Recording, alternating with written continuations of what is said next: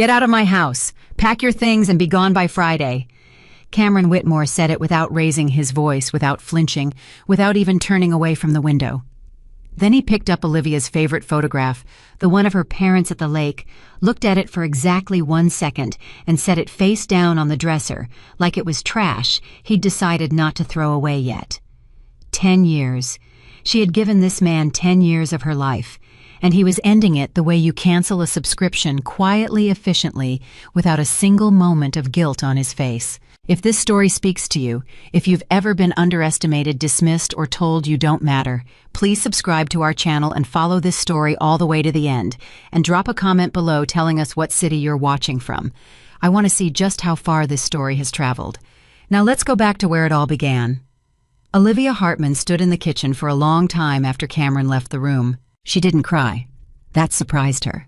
She thought she would cry, had expected the tears to come rushing up the moment the words landed, but they didn't.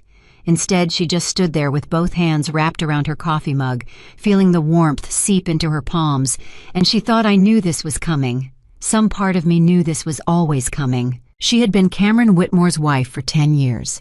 10 years of building a life inside someone else's vision, someone else's home, someone else's idea of what a family should look like. She had given up her career as a graphic designer 3 years into the marriage because Cameron said it would be better for both of them if she focused on the household. He said it like he was doing her a favor. She had believed him, or maybe she had wanted to believe him. Sometimes those two things feel exactly the same. Now she was 36 years old, with a 10-year gap in her resume, no savings account in her own name, and a husband who had just told her to pack her belongings like she was a hotel guest who had overstayed her welcome. She set the mug down on the counter. She picked it up again. She set it down a second time. Then she walked upstairs, opened the closet, and pulled out a suitcase she hadn't touched in years. The suitcase was dusty. She wiped the top of it with the sleeve of her sweater and thought about the last time she had used it. It had been a trip to Vermont years ago, before everything with William's health had started, before Cameron had changed, or maybe before she had finally started seeing clearly who Cameron had always been. She didn't know which one it was anymore.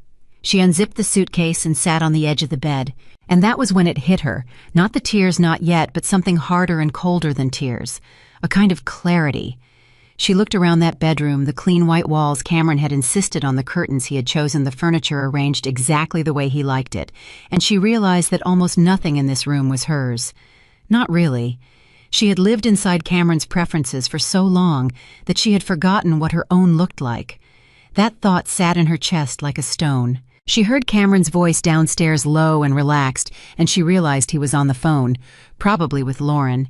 She could hear the warmth in his voice from up here, a warmth she hadn't heard him use with her in years, maybe longer. He was laughing at something, laughing easily the way people laugh when they feel completely safe and completely certain about their future. Olivia reached into the closet and started pulling out her clothes. She moved slowly, deliberately. Each item she placed in the suitcase was a small decision. This stays, this comes with me. She was surprised by how little she actually wanted to take. The expensive clothes Cameron had bought her felt like costumes now. She left most of them hanging. She took the photographs from the drawer of her nightstand. Her mother at a picnic, 1987. Her father standing in front of a lake somewhere in Maine. A small photo from her college graduation, her own face young and certain about everything. She took those. She took the cardigan with the small hole near the right pocket because it was the softest thing she owned. She took the journal she had been writing in for the past 3 years.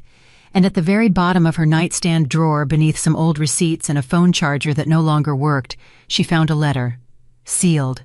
Her name written on the front in handwriting she recognized immediately. William's handwriting. She went very still. The letter was sealed with a small wax stamp, an old-fashioned habit William had, something he had started doing after he got sick, after he said he wanted to be careful and deliberate about the things that mattered. She hadn't known this letter existed. She had never seen it before. She didn't know how it had gotten into her drawer. She sat on the edge of the bed holding the letter in both hands, and she didn't open it. Not yet. She just held it.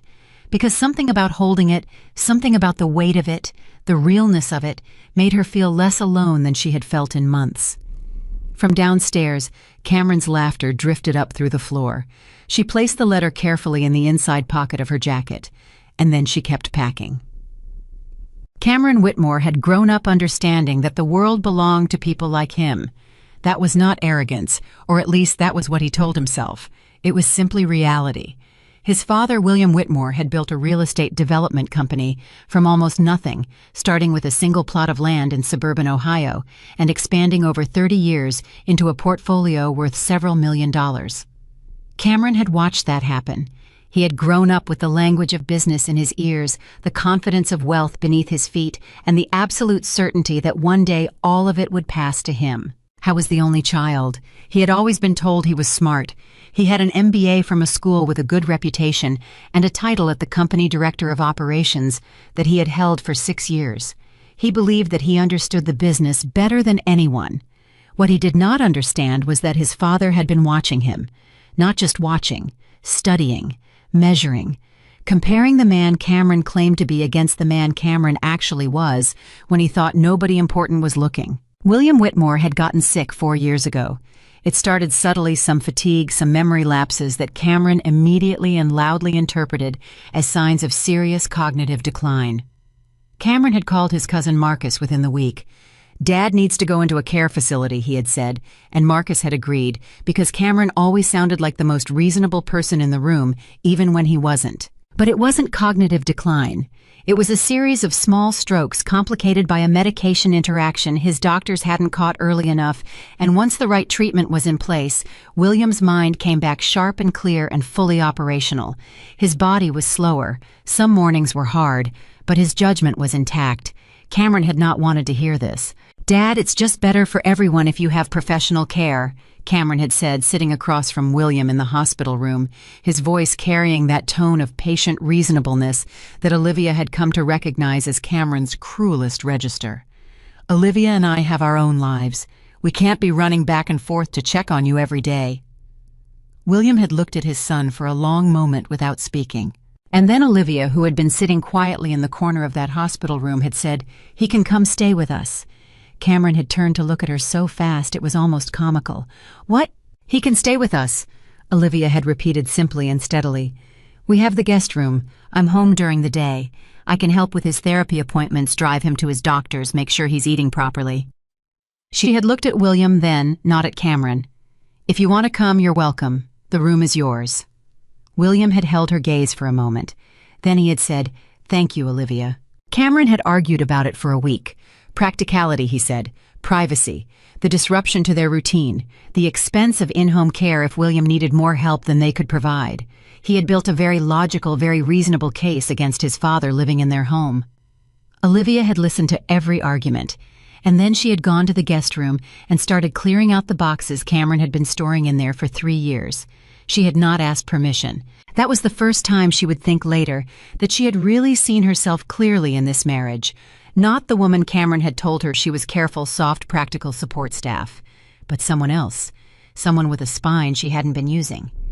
William moved in on a Tuesday in November. The first months were not easy. William's therapy schedule was demanding. 3 mornings a week she drove him to the rehabilitation center, sat in the waiting area for 2 hours, and drove him home. She learned how to help him safely when he had difficult mornings. She adjusted her sleep schedule because some nights he couldn't rest and needed company. She sat with him at the kitchen table at 11 p.m., sometimes both of them in their pajamas drinking chamomile tea while the rest of the house was dark and quiet. Cameron rarely joined them. Cameron came home late most evenings and left early most mornings, and he had an endless supply of explanations for this: meetings, clients, negotiations, travel. Olivia accepted the explanations at first. Then she stopped asking. Not because she believed them, but because she had run out of energy to navigate the conversation that followed whenever she expressed doubt. William noticed everything. He noticed that Cameron's car was sometimes in the driveway when he said he was working late.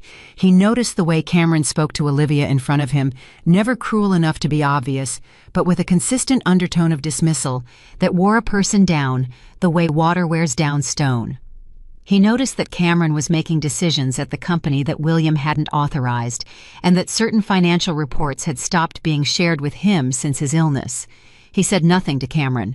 But one afternoon, about 8 months after moving in, he knocked on the door of the small study where Olivia worked on her freelance design projects work.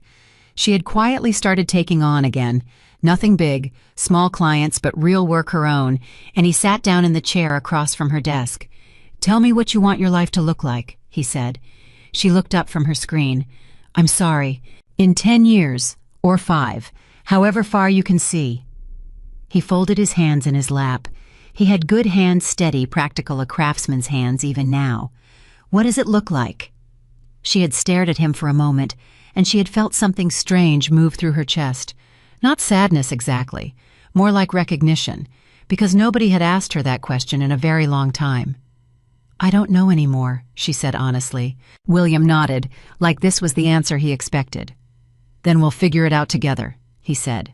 "I have some time, and I think you have more capability than anyone around you has bothered to notice." That was how it started. What happened over the following 2 years was something Olivia would later struggle to explain to people because it sounded, when she described it, almost too deliberate, too planned, as if she and William had been running some kind of long game together from the beginning. But that wasn't it. It was simpler and more human than that. It was an old man who had built something real over a lifetime, and who had lived long enough to watch his own son fail, every quiet test of character slowly transferring what he knew to a woman who had earned his trust. The only way trust can ever really be earned, by showing up consistently when it cost her something. He started with the basics, the history of the company, how it had been built, what principles had guided it. He talked about the early deals that had nearly failed and why they hadn't. He talked about the relationships that had sustained the business through difficult years, the contractors, the long-term clients, the managers who had stayed because they were treated well, not just paid well.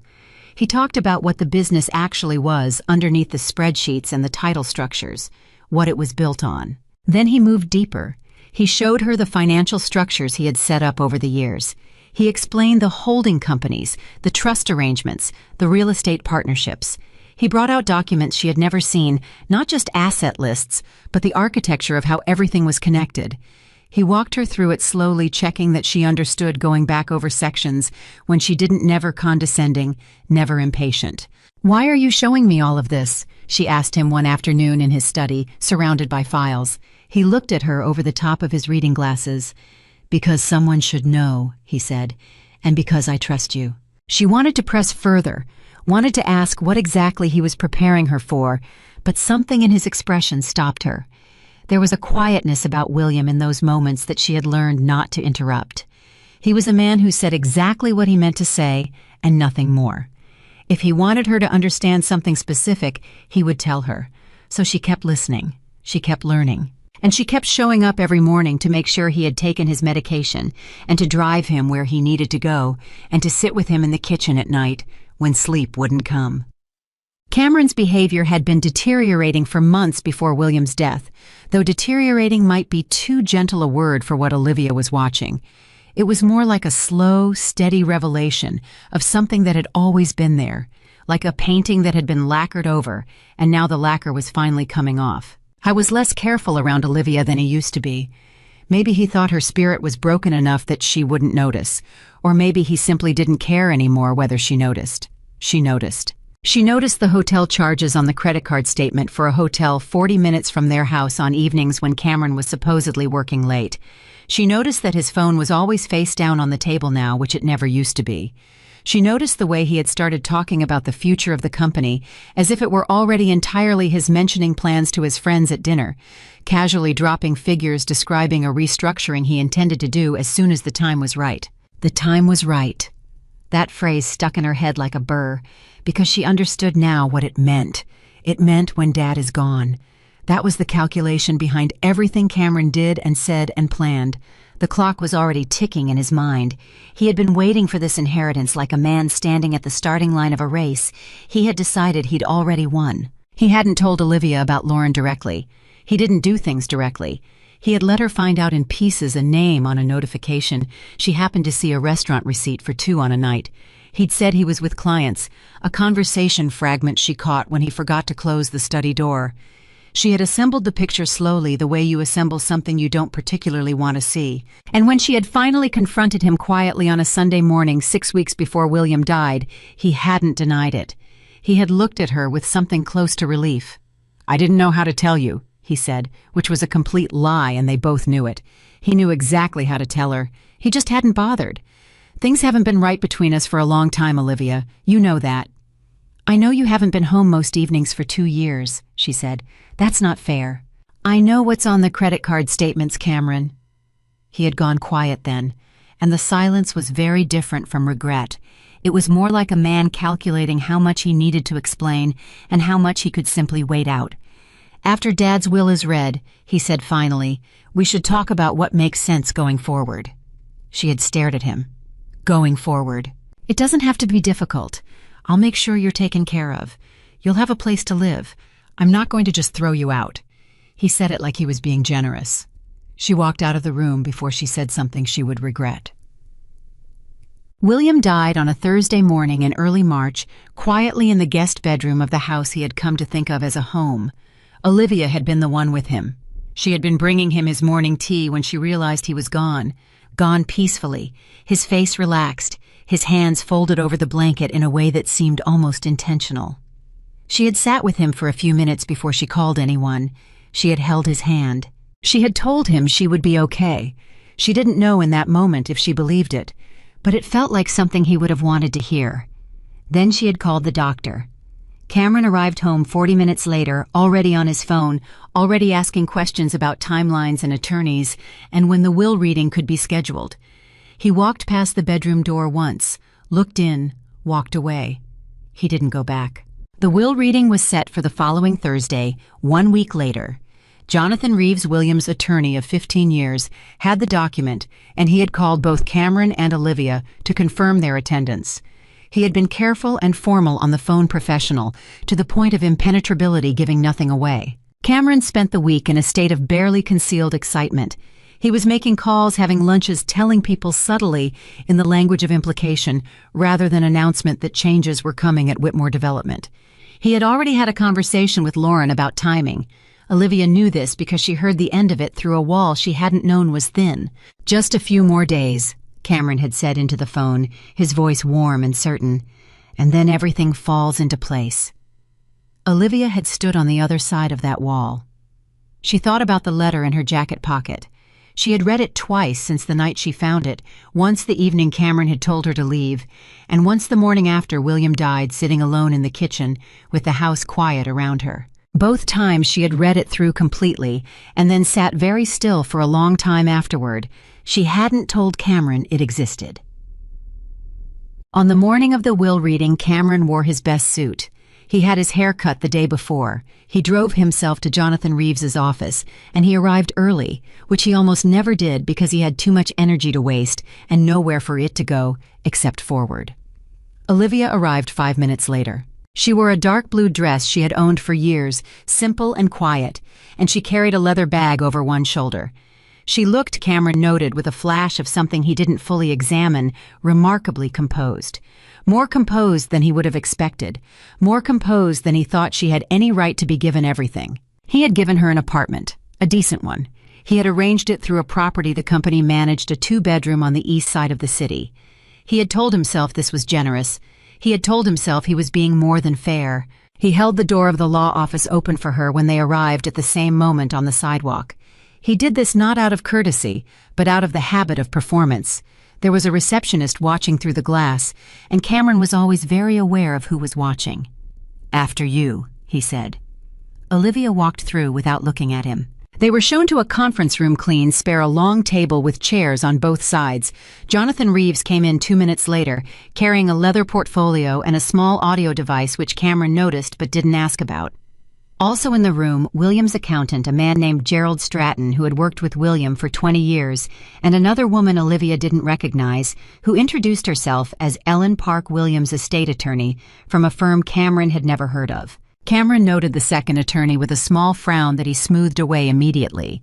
He sat down and folded his hands on the table. I was ready. Jonathan Reeves opened the portfolio. He said, "Before we begin, I want everyone in this room to understand that the will we're about to read today is the final version dated 8 months ago and witnessed by 3 independent parties. It supersedes all previous documents." Cameron nodded, still smiling. He had expected something like this. William had gone through a previous version of the will years ago that Cameron had found more to his liking. The revision he assumed would be minor adjustments, perhaps some charitable bequests, perhaps some arrangement for the company employees, nothing that would substantially change the picture. Jonathan continued, William Whitmore prepared several documents in the months before his death. Some of these documents are legal in nature, others are personal. I'm going to read the legal documents first, and then with everyone's permission. I'm going to play a recorded message that William asked to be shared with everyone present, the audio device. Cameron's smile stayed in place. Jonathan opened the first page of the will. He read through the standard opening language without pausing. The room was very quiet. Cameron could hear the air conditioning in the ceiling. He could hear Gerald Stratton's pen clicking, a nervous habit apparently, which Cameron found mildly irritating. Then Jonathan reached the asset distribution section, and he stopped.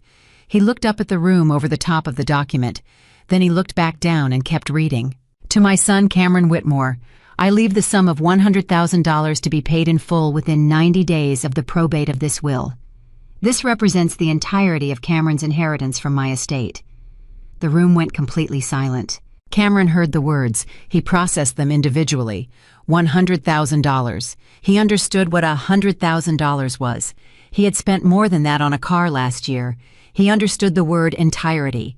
He understood the phrase from my estate. What he could not make the words mean, what would not connect, no matter how many times his brain ran over the sentence, was the idea that this was all, that this was everything. He said, there must be a mistake. Jonathan looked up. His expression was neutral, practiced the expression of a man who had delivered difficult news in conference rooms many times before. There is no mistake, Cameron. This is the executed document. My father had millions of dollars in assets. The company alone, yes. Then where?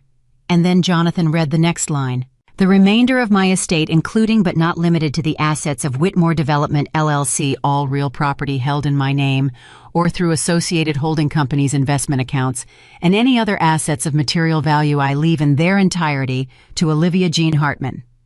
Cameron turned his head and looked at Olivia. Olivia was looking at Jonathan Reeves. Her hands were folded in her lap. Her face was very still. Olivia, Cameron said. She didn't look at him. This is insane, Cameron said louder now, pushing back from the table slightly. She's not even his family. She's my wife. She's just... He stopped himself, rearranged. This has to be the result of his mental state was compromised. Everyone knows he had cognitive difficulties. This document cannot be legally... Cameron. Jonathan's voice was quiet and very firm. Your father underwent 3 separate independent psychological evaluations over the course of the past 2 years, specifically in anticipation of challenges to this will. He was found to be of sound mind in all 3 evaluations. Copies of those reports are in the documents your attorney will receive. Any challenge to this will, on the basis of mental competency, will be met with substantial documentation. The pen had stopped clicking. The room was absolutely still. Cameron sat back in his chair. He looked at the table. He looked at his own hands. He looked at Olivia again, and this time something in his expression shifted from shock to a kind of cold, angry recalculation, like a man reassessing a game he thought he understood. She manipulated him, he said. The words came out quieter than his previous outburst, which made them somehow worse, more considered. She had 2 years of unsupervised access to a sick old man. She manipulated him into changing his will. That's what this is. That's the only explanation. Jonathan Reeves said nothing. Ellen Park, the estate attorney, said nothing. Gerald Stratton finally set his pen down, and then Jonathan reached forward and pressed the play button on the audio device. The voice that came out of the small speaker was William Whitmore's voice. Not the weakened voice of his last weeks, but earlier, clearer, stronger, the voice of a man who knew exactly what he was saying and had chosen every word. It was not a long message. William had never been a man who used more words than necessary. He said, Cameron, I know that what you've just heard has made you angry, and I know you're already building your argument for why this is wrong and why it should be overturned. I know you, son. I've known you for 37 years. I loved you for every one of them. I want to say that clearly because what I'm about to say might make it hard to believe. There was a pause on the recording. Just a breath. I did not make this decision out of anger. I made it out of clarity. Over the past 4 years, I have watched you make decisions with the company that I could not sanction. I have seen financial records that troubled me deeply. Your attorney and mine have both been made aware of specific concerns which have been documented and will be dealt with through appropriate channels. I am not punishing you here. I am protecting something I spent my life building. Another pause. Olivia did not ask for anything I've given her. She didn't maneuver for it. She didn't even know the extent of what I was doing until very recently. What she did was show up. Every day. When you couldn't be bothered. When she had every reason to leave and chose not to. When she treated me like a person who still mattered instead of a problem to be managed. You underestimated her, Cameron. That is your loss to carry. The voice paused one final time. Take care of yourself. I mean that sincerely. The money was never going to make you happy. You just convinced yourself it would. The recording ended. The room held its silence for a long moment, and then Cameron stood up so abruptly that his chair scraped back against the floor. He said nothing. He picked up his jacket from the back of the chair. He walked to the door. His hand was on the handle when he stopped just for a second, and Olivia thought he was going to say something she didn't know what she expected, but she thought there would be something. He opened the door and walked out. She heard his footsteps in the hallway, quick and hard. She heard the outer door of the office open and close. And then there was just the hum of the air conditioning and the sound of Gerald Stratton exhaling slowly and Jonathan Reeves carefully closing his leather portfolio. Ellen Park leaned forward and said gently, "Ms. Hartman, whenever you're ready, we have quite a bit to go through." Olivia sat at that conference table for a moment longer than necessary. She thought about William's voice coming through that speaker. She thought about the kitchen table at 11 p.m. and the chamomile tea and the files spread out across the study floor, and the afternoon he had asked her what she wanted her life to look like. She thought about the letter in her jacket pocket and the words at the end of it that she had memorized now whether she wanted to or not. She thought, "I'm not ready." And then she thought, "I'm going to do it anyway." She turned to Ellen Park. "Yes," she said, "let's begin." Ellen Park had a way of speaking that made difficult things sound manageable. She was precise without being cold, careful without being slow, and she had clearly done this before, sat across from someone whose entire life had just been rearranged in the span of 40 minutes, and walked them through what came next. Olivia appreciated that. She wasn't sure she could have handled someone who leaned too far in either direction, too clinical or too sympathetic. Either one would have broken something open inside her that she wasn't ready to deal with yet. They stayed in that conference room for 3 hours. 3 hours of documents, explanations, account numbers, property addresses, corporate structures, trust arrangements, tax implications, timelines. Ellen walked her through each piece, methodically pausing to check that Olivia understood before moving forward, occasionally glancing at Gerald Stratton, who had known William for 2 decades and who seemed to feel the weight of this afternoon in a very personal way whenever a detail needed additional context. At one point, about 90 minutes in, Olivia asked Ellen to stop. "I need a minute," she said. Ellen stopped immediately. "Of course." Olivia got up and walked to the window on the far side of the conference room. She stood there with her back to the table and looked at the street below, people walking a delivery truck, double-parked someone arguing on their phone on the corner. The ordinary machinery of a Thursday afternoon, continuing without any awareness that inside this building, a woman's entire understanding of her own future had just been dismantled and rebuilt into something unrecognizable. She pressed one hand flat against the glass. She thought, "William, what did you do?" And then almost immediately after, "William, why didn't you warn me?" She knew why, of course. She had known William well enough to understand his reasoning without him explaining it. If he had told her in advance what he was planning, she would have argued.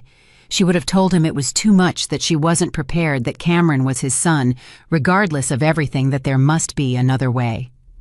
William had known her well enough to know that, so he had made the decision quietly, completely, and left her the letter so that when the moment came, she would already have his words inside her. She reached into her jacket pocket and touched the edge of the letter. She didn't take it out. She just needed to feel it there. Then she turned around and walked back to the table. "Okay," she said, "keep going." Gerald Stratton looked at her with an expression she couldn't quite name, something between sorrow and quiet respect. He said, "William talked about you often, Ms. Hartman. He was very proud of you. I thought you should know that." Olivia held herself very still. "Thank you, Gerald," she said.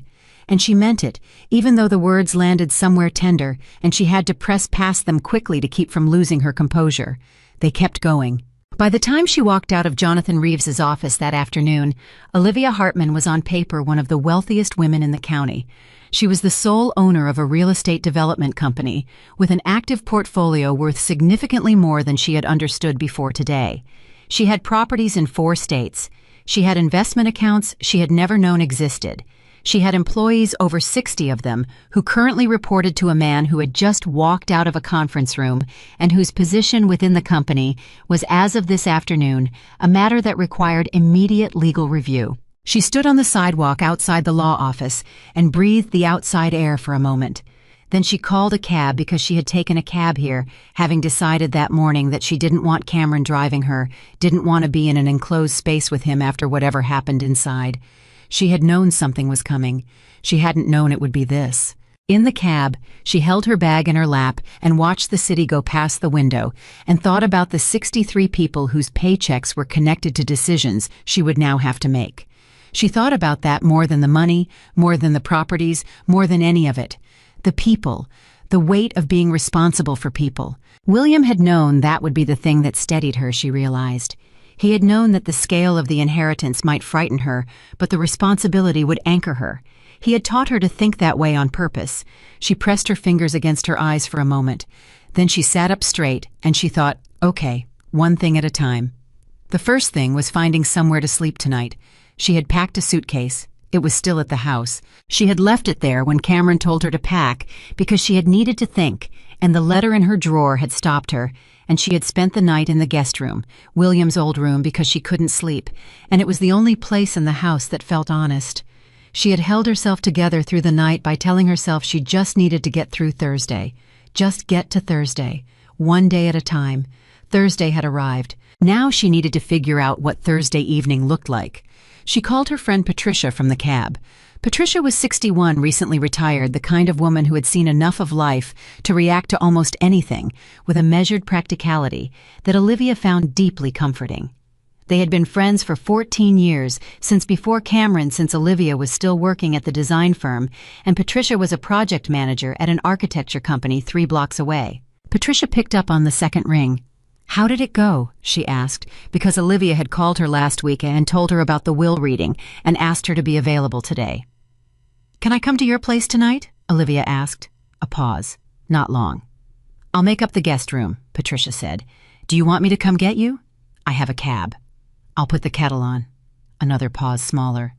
"Olivia, are you okay?" Olivia thought about this question seriously for a moment, the way she had learned to think seriously about questions that deserved real answers. "No," she said, "but I think I'm going to be." Patricia's voice went warm and solid. "That's enough for today," she said. "Come." That night, sitting in Patricia's kitchen with a cup of tea, she wasn't really drinking, and Patricia across from her, listening with the particular quality of attention that only very old friendships carry, Olivia told her everything. Not just the will, all of it. The 2 years with William, the lessons, the documents, the financial structures she had spent hundreds of hours learning to understand, the letter. Patricia listened without interrupting, which took considerable discipline because by the end of it she had tears in her eyes and her jaw was visibly tight. "That man," Patricia said, finally meaning William, was something else. "He was," Olivia agreed, "and Cameron just walked out of the office. Didn't say a word, not to me." Patricia wrapped both hands around her own mug and shook her head slowly. "What happens now?" "I have a meeting on Monday morning," Olivia said, "with Ellen Park and the senior management team at the company. I have to tell them officially what's happened, and then I have to figure out what I'm actually going to do." "What are you going to do?" Olivia looked at the table for a moment. "I'm going to try not to ruin what William built," she said, "and I'm going to try to be honest about what I don't know yet, because I think that's the only way this works." Patricia nodded. Then she said very quietly, "You're stronger than you think you are. You always have been. You just spent 10 years in a house that kept telling you otherwise." Olivia didn't have an answer for that. She just sat with it. She went to bed that night in Patricia's guest room, and she lay awake in the dark for a long time, and at some point, quietly and without drama, she cried. Not from grief exactly, and not from fear exactly, a combination of both and something underneath both that didn't have a name. Something that felt like the accumulated pressure of years finally finding a release valve. She let it happen, and then it was done, and she wiped her face with the sheet, and she closed her eyes, and she slept. She would need the sleep. Monday was coming. The weekend was not quiet. Cameron called her cell phone 11 times between Thursday evening and Saturday morning. She let every call go to voicemail. The first few messages were controlled. His lawyer voice, his reasonable man voice, the voice he used when he wanted something, and believed patience was the most efficient route to getting it. He talked about wanting to discuss things calmly. He talked about legal counsel he'd retained. He talked about his concerns regarding the validity of the will, and his expectation that she would understand his need to pursue those concerns through proper channels. Olivia listened to the messages, the way she might read a document she expected to contain problems, carefully, without reaction, noting each point. Then on Saturday morning, his tone changed. The 8th message. I know you think this is some kind of victory, Olivia. I want you to understand that what my father did was not legal. He was not well. And there are people at that company, people who've worked there for years, who knew my father, who know me, who are not going to accept this. You're walking into something you don't understand. She listened to it twice. The 9th message, 30 minutes later. Call me back. We need to talk about the house. My name is still on the deed, and I have rights here that your new attorney friends need to be made aware of. She made a note to ask Ellen Park about the house on Monday. The 10th message, 2 hours later, his voice quieter now, and somehow that was worse. I know about the letter, Olivia. I know he wrote to you. Whatever he said, whatever he told you to think about yourself and about this situation, he was manipulating you. He was using you. Can you not see that he took a vulnerable woman and made her his project? That is not kindness. That is control. She sat with that one for a while. She understood what Cameron was doing. She understood the strategy of it, the way he was trying to insert doubt into the most solid thing she had, which was her knowledge of her own experience with William. The kindness had been real. The learning had been real. The 11 p.m. cups of tea and the files spread across the study floor, and the afternoon he asked her what she wanted her life to look like, all of it had been real. She knew that the way she knew her own name. But she also understood that doubt once planted was not always rational. It could grow in soil that didn't deserve it. She didn't call Cameron back. She called Ellen Park instead on Saturday afternoon and asked 3 questions. What was the status of the house? What were Cameron's actual legal options for contesting the will? And was there anything Olivia needed to do before Monday's meeting to protect the company's position? Ellen answered all 3 questions with the efficient precision Olivia had already come to rely on. The house was in a trust William had established 18 months ago, with Olivia as the beneficiary. Cameron's name had never been on the deed itself, only on a cohabitation agreement that dissolved upon separation or divorce. Cameron's legal options for contesting the will were limited by the 3 psychological evaluations and by a separate letter William had submitted to the probate court, a letter Olivia hadn't known existed specifically documenting his reasoning and his mental clarity at the time of the will's revision.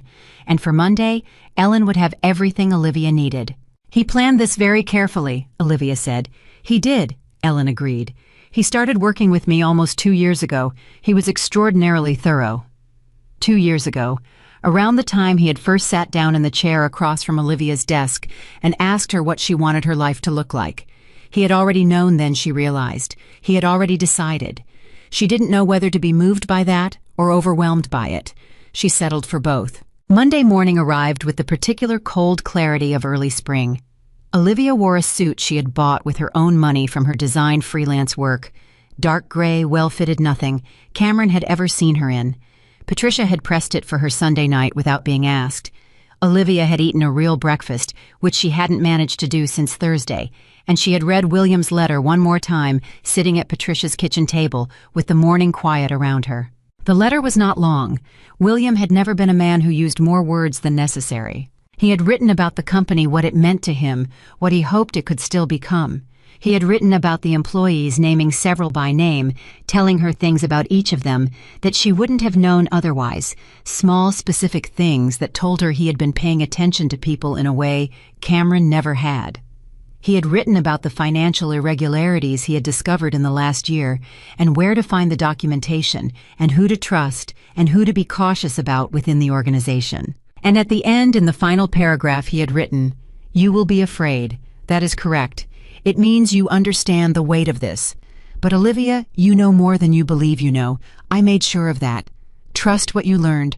Trust what you feel when something is wrong. Trust yourself the way I have trusted you. You are more than enough for this." She folded the letter and put it back in her jacket pocket. She had been carrying it there since the night she found it, and she intended to keep carrying it until she no longer needed it as a physical object. She wasn't there yet. The Whitmore Development offices were in a glass and steel building downtown, 12 floors up, with a view of the city that William had loved and that Cameron had used for client meetings because it impressed people. Olivia had been here before, not often, a handful of times over the years for company events, but she had never arrived as anything other than Cameron's wife. She arrived now as something else entirely. Ellen Park met her in the lobby.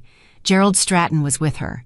They rode the elevator together in a quiet that felt appropriate rather than awkward, and when the doors opened on the 12th floor, the receptionist, a young woman named Sophia, who had been with the company for 3 years, looked up, and something moved through her expression that Olivia couldn't fully read.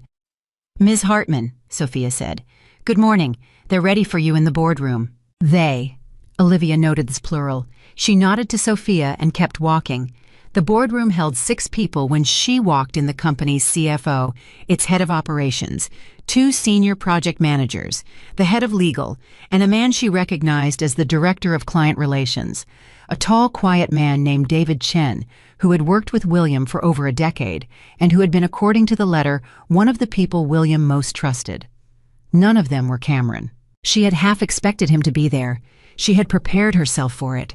But the chair at the head of the table, Cameron's chair, or rather the chair he had treated as his, was empty. She sat down across from the group with Ellen on her left and Gerald on her right. She looked at the 6 faces across from her. They were waiting. Some of them were very carefully composed.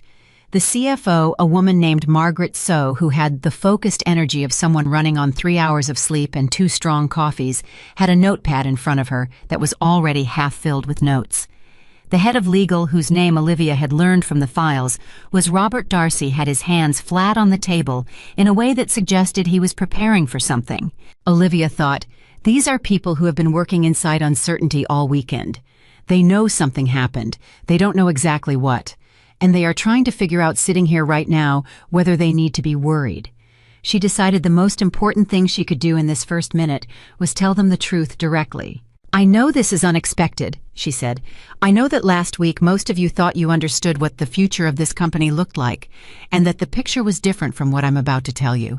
I'm not going to pretend otherwise, and I'm not going to be indirect about what's happened." She paused for exactly 1 breath. "William Whitmore passed away 10 days ago, as you know. His will was read last Thursday. He left the company and all associated assets to me. I am now the owner of Whitmore Development. I want to say a few things about what that means and what it doesn't mean, and then I want to hear from you." Robert Darcy, the head of legal, said, "Ms. Hartman, with respect, is this being contested?" "Cameron has retained an attorney," she said. "His legal options are narrow. William anticipated a challenge and prepared accordingly. Ellen Park, who's sitting to my left, can speak to the specifics if anyone wants to discuss that after this meeting. But the short answer is, the will is solid, and I am not going to spend this company's resources or this company's time on a prolonged defensive posture. We have work to do." A small silence. Then David Chen, the director of client relations, leaned forward slightly. He had the careful manner of someone who chose his moments. "Ms. Hartman, did you know William well?" It was not an accusatory question. She heard the real question underneath it. "Can we trust you? Did you earn this?" "I lived with him for 2 years while he recovered from his illness," she said. "I drove him to his appointments. I sat with him at his kitchen table at 11 o'clock at night when he couldn't sleep. And for the last 18 months of his life, he spent considerable time teaching me everything he thought I needed to know to run this company. I didn't know until last Thursday the full extent of what he was preparing me for, but I know what he taught me." David Chen held her gaze for a moment. Then he nodded, a small nod, but genuine. Margaret So, the CFO, said, "What are your intentions regarding current leadership structure?" "I'm not making any immediate structural changes," Olivia said. The people in this room have experience and knowledge I don't have yet, and I'm not arrogant enough to pretend otherwise. What I am going to do is be present. I'm going to learn this operation from the inside. I'm going to ask a lot of questions, and I expect honest answers." She looked at Margaret directly. "I also know that there are some financial questions from the past 2 years that need to be reviewed carefully. William flagged specific concerns before his death, and that documentation has been shared with our legal team. That review will happen, but it will happen cleanly through proper process with full transparency. No one who has done their job honestly has anything to be concerned about." The room absorbed this. Robert Darcy said, "Cameron Whitmore called several board members over the weekend." Olivia had expected this. "I know," she said. "What did he tell them?" "That the will was coerced, that he would be resuming his position within the week." Darcy paused. "He was fairly insistent. And what do those board members need from me?" "Evidence that the situation is stable," Darcy said, "and probably a meeting." "Schedule it," Olivia said. "This week if possible, Thursday at the latest." The head of operations, a man named Phil Garrett, who had said nothing until now, cleared his throat. He was old school in his bearing, the kind of man who formed opinions slowly and stated them plainly. "Ms. Hartman," he said, "I'll be honest with you. I've been with this company for 19 years. I knew William when he was still doing site walks himself. Cameron has been difficult in the past year. Things have felt off. A lot of us have had concerns." He looked at her steadily. "I want to see how you handle the next 60 days before I decide what I think, but I'm willing to give you the 60 days. It was blunt. It was fair. Olivia respected it enormously. "That's all I'm asking," she said. 60 days, and I'll earn them." Phil nodded once. "Done." The meeting lasted another 2 hours. By the end of it, Olivia had a desk, William's old office, which no one had suggested, and which she had not asked for, but which Gerald quietly pointed her toward after the others had filed out, saying only that William would have wanted her in that room. She had a schedule for the board meeting. She had agreed to a preliminary review of the flagged financial records with Margaret and Robert beginning Wednesday. She had learned 11 names she hadn't known before and committed each one to memory, along with a specific detail she could use to remember them. She sat in William's office after everyone else had gone in the quiet of early afternoon. She put her hands flat on the surface of his desk.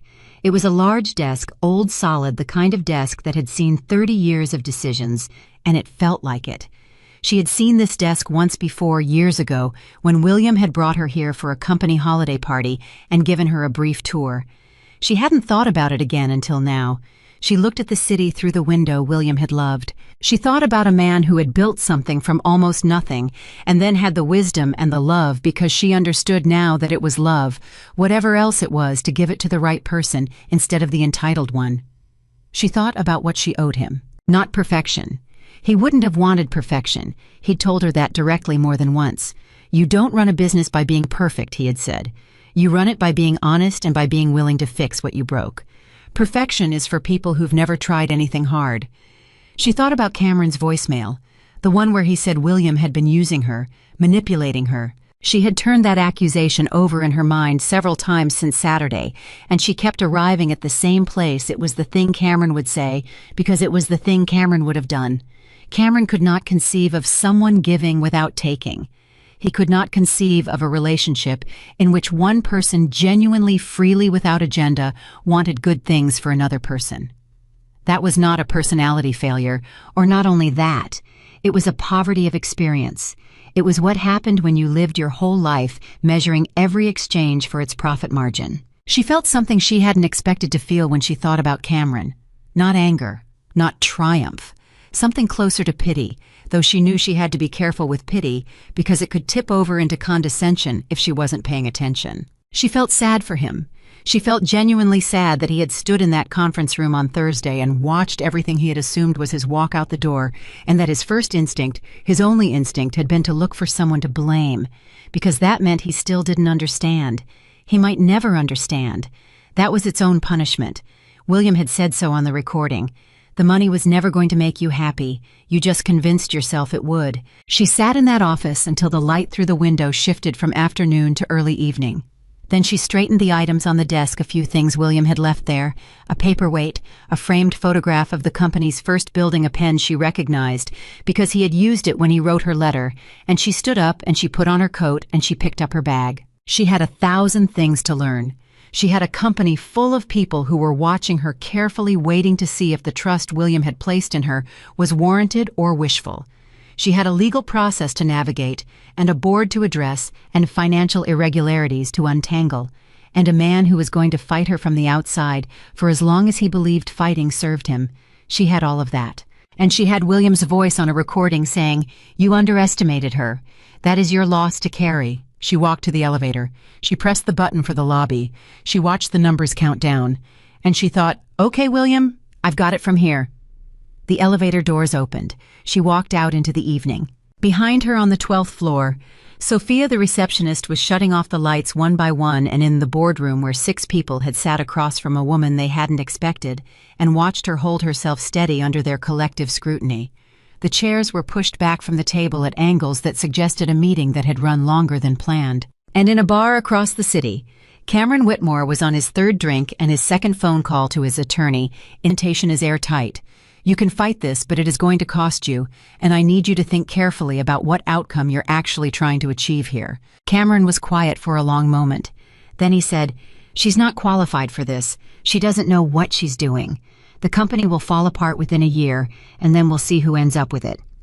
His attorney said nothing for a beat. Then, "Is that the plan? Wait for her to fail." Cameron set his glass down. "She will," he said. "She always has."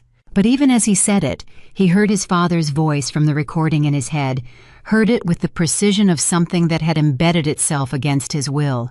"You underestimated her. That is your loss to carry."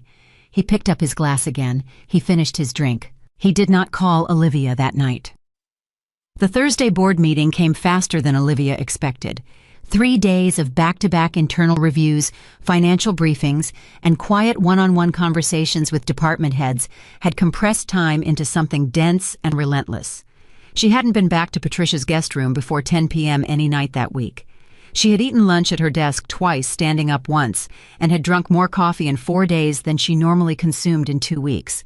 But she had shown up every morning before anyone else arrived, and she had stayed every evening until the building began to empty around her, and she had made sure that every person she spoke to walked away from the conversation knowing 3 things: she was serious, she was listening, and she was not going anywhere. The board was a different matter. There were 9 members.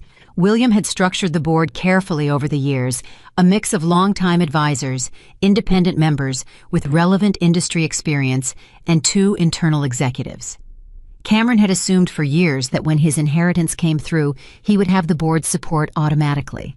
He had been cultivating that assumption the way some people cultivate a garden selectively, strategically, with a clear picture of what he wanted to grow. What he had not accounted for was William planting seeds of his own. Ellen Park briefed Olivia Wednesday evening in the conference room, the 2 of them alone with a stack of files and 2 paper cups of terrible vending machine coffee. 3 of the 9 are solidly behind you, Ellen said. They've already reviewed the will documentation and William's supporting letters. They're satisfied. She tapped a page. 2 are neutral. They want to hear from you directly before they commit to anything. And 4 are problematic. How problematic? Olivia asked. Cameron called all 4 of them over the weekend. 2 of them have known Cameron since he was a teenager. 1 of them plays golf with his attorney. Ellen paused. And 1 of them, Richard Calloway, told me this morning directly that he believes the will was the product of an elderly man being handled by a younger woman with her own agenda. Olivia was quiet for a moment. She picked up her coffee. She put it back down. "He said that out loud," she said. "He said it to me like he was doing me a favor by being candid," Ellen said. "He is not a subtle man. What do I need to do tomorrow?" Ellen looked at her steadily. "You need to walk into that room and be so undeniably competent and so completely unintimidated that 4 men who arrived expecting to see a confused widow playing dress-up in her dead father-in-law's company leave with a completely different picture." She paused. "Can you do that?" Olivia thought about William's voice on the recording. She thought about Phil Garrett saying 60 days, his eyes steady and direct. She thought about sitting at that desk in the evening light, her hands flat on the surface, making herself a quiet promise. "Yes," she said. She slept 5 hours that night. It was enough. She arrived at the boardroom at 7:45 a.m., 15 minutes before the meeting was scheduled to begin. The room was empty. She set her materials at the head of the table, Cameron's old position, which she had taken without announcement at Monday's management meeting, and which nobody had challenged, and she stood at the window for exactly 2 minutes, looking at the city, steadying herself, the way William had taught her to steady herself before something difficult. "You don't perform confidence," he had said once. "You find the thing you actually believe and you stand on it." She believed she had earned this. She stood on that. The board members filtered in over the following 10 minutes. She greeted each of them by name without consulting notes with a specific reference to something she had learned about each person in the past 4 days. A project they had overseen, a contribution they had made to the company, something William had written about them in his private files. Each reference was brief and genuine, not flattery, just evidence that she had done her homework. She watched their faces shift slightly as they registered that she knew who they were. Richard Calloway arrived last. He was a large man, mid-60s, the kind of man who had spent his entire professional life being the most important person in the room and who had the physical posture of someone who considered this his permanent entitlement. He did not acknowledge Olivia when he came in. He took his seat, looked at the head of the table where she was standing, and said to the man beside him, loudly enough to be heard, "This should be interesting." Olivia heard it. She didn't react. She opened the meeting. She started with the financials because she knew that was where Calloway would attack first if she gave him the chance, so she took that ground before he could. She walked the board through the past 18 months of the company's performance, what had gone well, what hadn't, where the vulnerabilities were. She was specific, and she was honest, including about the areas that had declined under Cameron's management in the past year. She presented the irregularities William had flagged professionally, without drama, without accusation, and explained the review process that was already underway. At one point, about 20 minutes in, Calloway interrupted. "I want to address the elephant in the room," he said, leaning back in his chair with the comfortable authority of a man who had been interrupting meetings for 40 years. "We have a legal dispute pending. Cameron Whitmore, who has been with this company for 6 years, is contesting the will. This board cannot simply proceed as normal when the ownership of the company is in question." Several heads turned toward Olivia. She did not rush her response. She let the room sit with the interruption for exactly 2 seconds, long enough to establish that she wasn't rattled, short enough that it didn't look like she was searching for an answer. "The ownership is not in question, Richard," she said, using his first name deliberately and calmly. "The will has been probated. The psychological evaluations are on file. William's documentation of his reasoning is thorough enough that Ellen Park, with 19 years of estate law experience, has described it as one of the most legally secure will constructions she has ever reviewed." She paused. "Cameron has the right to pursue whatever legal avenue he chooses. But this company has clients, employees, and active projects. It cannot be held in suspension on the basis of a contested claim that our own legal team does not believe has merit." "William Whitmore was not well," Calloway said. "William Whitmore underwent 3 independent psychological evaluations," Olivia said. "Would you like copies of the reports? I have them here." Calloway's jaw tightened. "I knew William for 22 years. "So did Gerald Stratton," Olivia said evenly. "And Gerald has reviewed the will, reviewed the supporting documentation, and told me, and I'm quoting him, that this is exactly the decision William would have made if he had been sitting at this table in full health with full information." She looked at Calloway directly. "Is there a specific legal concern you want Ellen to address? I'm happy to give her the floor." A short silence. The woman to Calloway's left, one of the neutral members, a sharp, experienced woman named Vera Okafor, who ran her own construction consulting firm, made a small sound that might have been a suppressed reaction. Her expression had shifted several degrees toward interested. Calloway said, "I have concerns about your qualifications." "Tell me your specific concerns," Olivia said. "I'll answer them directly." He had not expected that. She could see it in the half-second delay before he responded. He had expected defensiveness or placation, or the kind of careful diplomatic deflection that could be pressed further. He had not expected a direct invitation. "You have no formal business education," he said. "No executive experience, no background in real estate development. You've been managing a household." The room went very still. Several people looked at the table. Olivia said, "You're right on all 3 counts." She said it without heat, without apology. "I don't have an MBA. I have never held an executive title. My professional background is in graphic design with a 10-year gap, while I supported my husband's career and cared for his father through a serious illness. She let that sit for exactly one beat. What I have is 2 years of intensive education from the man who built this company from a single plot of land in suburban Ohio. I have a working knowledge of every major account, every key relationship, and every structural decision William made in the last decade, because he taught me those things deliberately in detail over hundreds of hours of conversation. And I have the documentation of his judgment that I am the right person for this, made with full mental clarity in anticipation of exactly this question. She looked around the room. "I'm not asking anyone to take that on faith," she said. "I'm asking for 60 days. Evaluate the work, evaluate the decisions, evaluate whether this company is moving in the right direction. And at the end of 60 days, if this board has specific concerns about my leadership, I want to hear them." She paused. "But I am not going to prove my worth by arguing about it in a conference room. The work will do that." Vera Okafor said, "I have a question." Her voice was measured, professional. "The financial irregularities you mentioned, what is the scope, and what's the timeline for resolution?" And just like that, the meeting shifted, because Vera's question was the question of someone who was taking the situation seriously on its own terms, and when one person in a room does that, others tend to follow.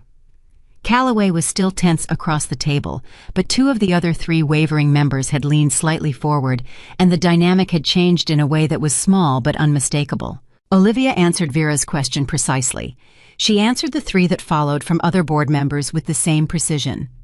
She stayed for an additional 40 minutes after the formal session ended, fielding individual questions from members who approached her separately, which was always where the real conversation happened in a room like this. Calloway left without speaking to her. But Vera Okafor stopped beside her on the way to the elevator and said, "William talked about you at the last board dinner about 8 months ago. He said, and I remember this exactly because it struck me, he said, 'I found someone who asks the right questions.' That's a specific thing to say. I've been thinking about it since Thursday." Olivia held her gaze. "He was a good teacher. I was a good judge of people," Vera said. "He almost never got it wrong." She picked up her bag. "You have my support, for what it's worth." It was worth a great deal. Olivia didn't say that. She just said thank you, and she meant it completely, and Vera walked to the elevator and the doors closed. Olivia turned back to the boardroom. She gathered her materials. She straightened the chairs. Old habit. And then her phone buzzed on the table. She picked it up and looked at the screen. The number was Cameron's. She stared at it through 3 buzzes. Then she answered. "I heard about the board meeting," Cameron said. His voice was different from the voicemail's tighter, more controlled, but with something running underneath it that she had learned over 10 years to recognize as the sound of Cameron recalculating. "Calloway called me." "I assumed he would," she said. "He said you handled yourself well." The words cost him something. She could hear it. "I'm glad," she said simply. A silence, not a comfortable one. "Olivia." His voice shifted again, lower. Something close to the voice he had used in the early years before everything calcified. "This doesn't have to be a war. You understand that you and we can still come to an arrangement. The company, the assets, there's enough for both of us. We're reasonable people. We can sit down with our attorneys and figure out something that works." She had expected this call. She had not expected it this soon, which told her the board meeting had shaken him more than she'd realized. She said, "Cameron, I'm going to say this once clearly because I think you deserve clarity." She kept her voice even. "This is not an inheritance dispute between 2 equally positioned parties. Your father made a decision about his own life's work. He made it carefully and legally and with full understanding of what he was doing. I am not going to negotiate away what he chose to give me because it's uncomfortable for you to accept." She paused. "If you have legitimate legal claims, pursue them through proper channels. But don't call me again asking for an arrangement. That conversation is not available." The silence on his end was longer this time. Then he said, "You've changed." "Yes," she said. "I have." She ended the call. She stood alone in the boardroom for a moment. Her heart was beating harder than her voice had let on. She pressed one hand flat on the table, steadied herself, breathed once deliberately. Then she picked up her bag and walked out. What she didn't know yet, what she would find out 48 hours later in a way she hadn't seen coming, was that Cameron's call had not been an attempt at negotiation. It had been reconnaissance. He had been listening for something specific in her voice. Uncertainty, hesitation. The sound of someone who was holding herself together with effort and might crack under the right pressure. He had not found it, but he had started the next move before he even dialed her number. His attorney's name was Brett Hammond, and Brett Hammond was good at a specific kind of legal work, not the dramatic courtroom variety, but the quieter, more corrosive kind. Finding pressure points, identifying vulnerabilities, locating the people inside an organization who were unhappy or uncertain, or who felt that their loyalty to the previous regime had not been adequately honored by the new one.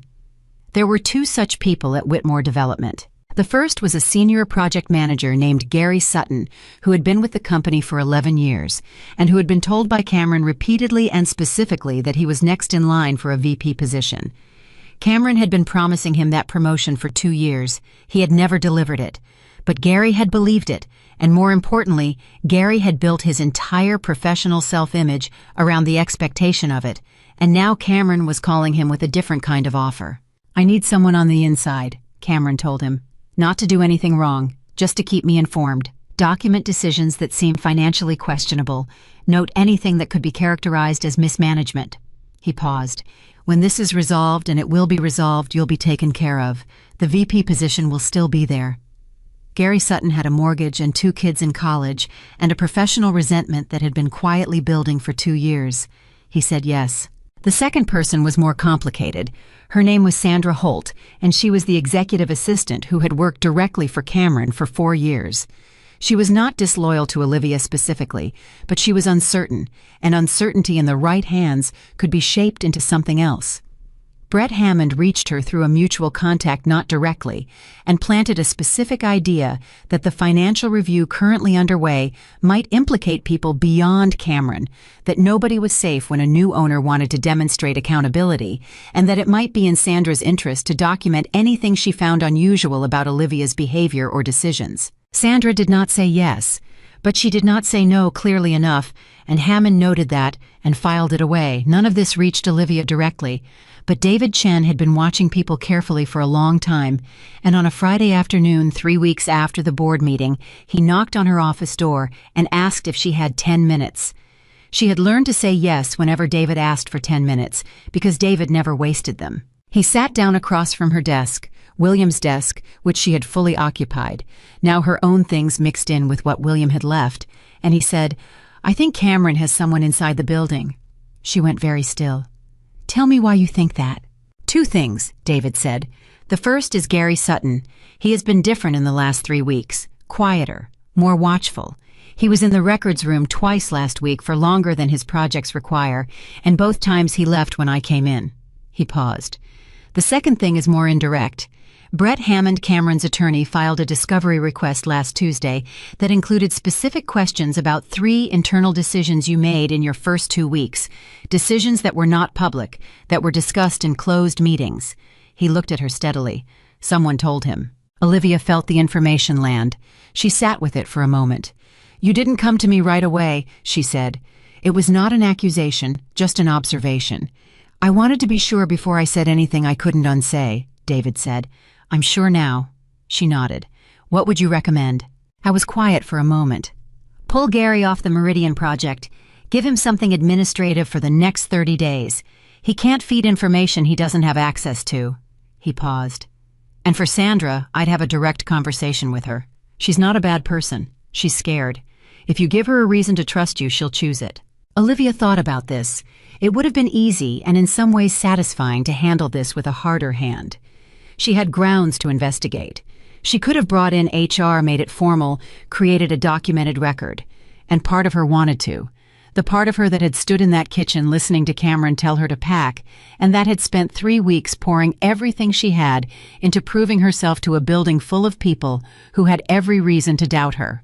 But she thought about what William had said about the company's culture, about why people had stayed for 19 years, for 11 years, for 20, and she thought it had nothing to do with fear and everything to do with how they had been treated.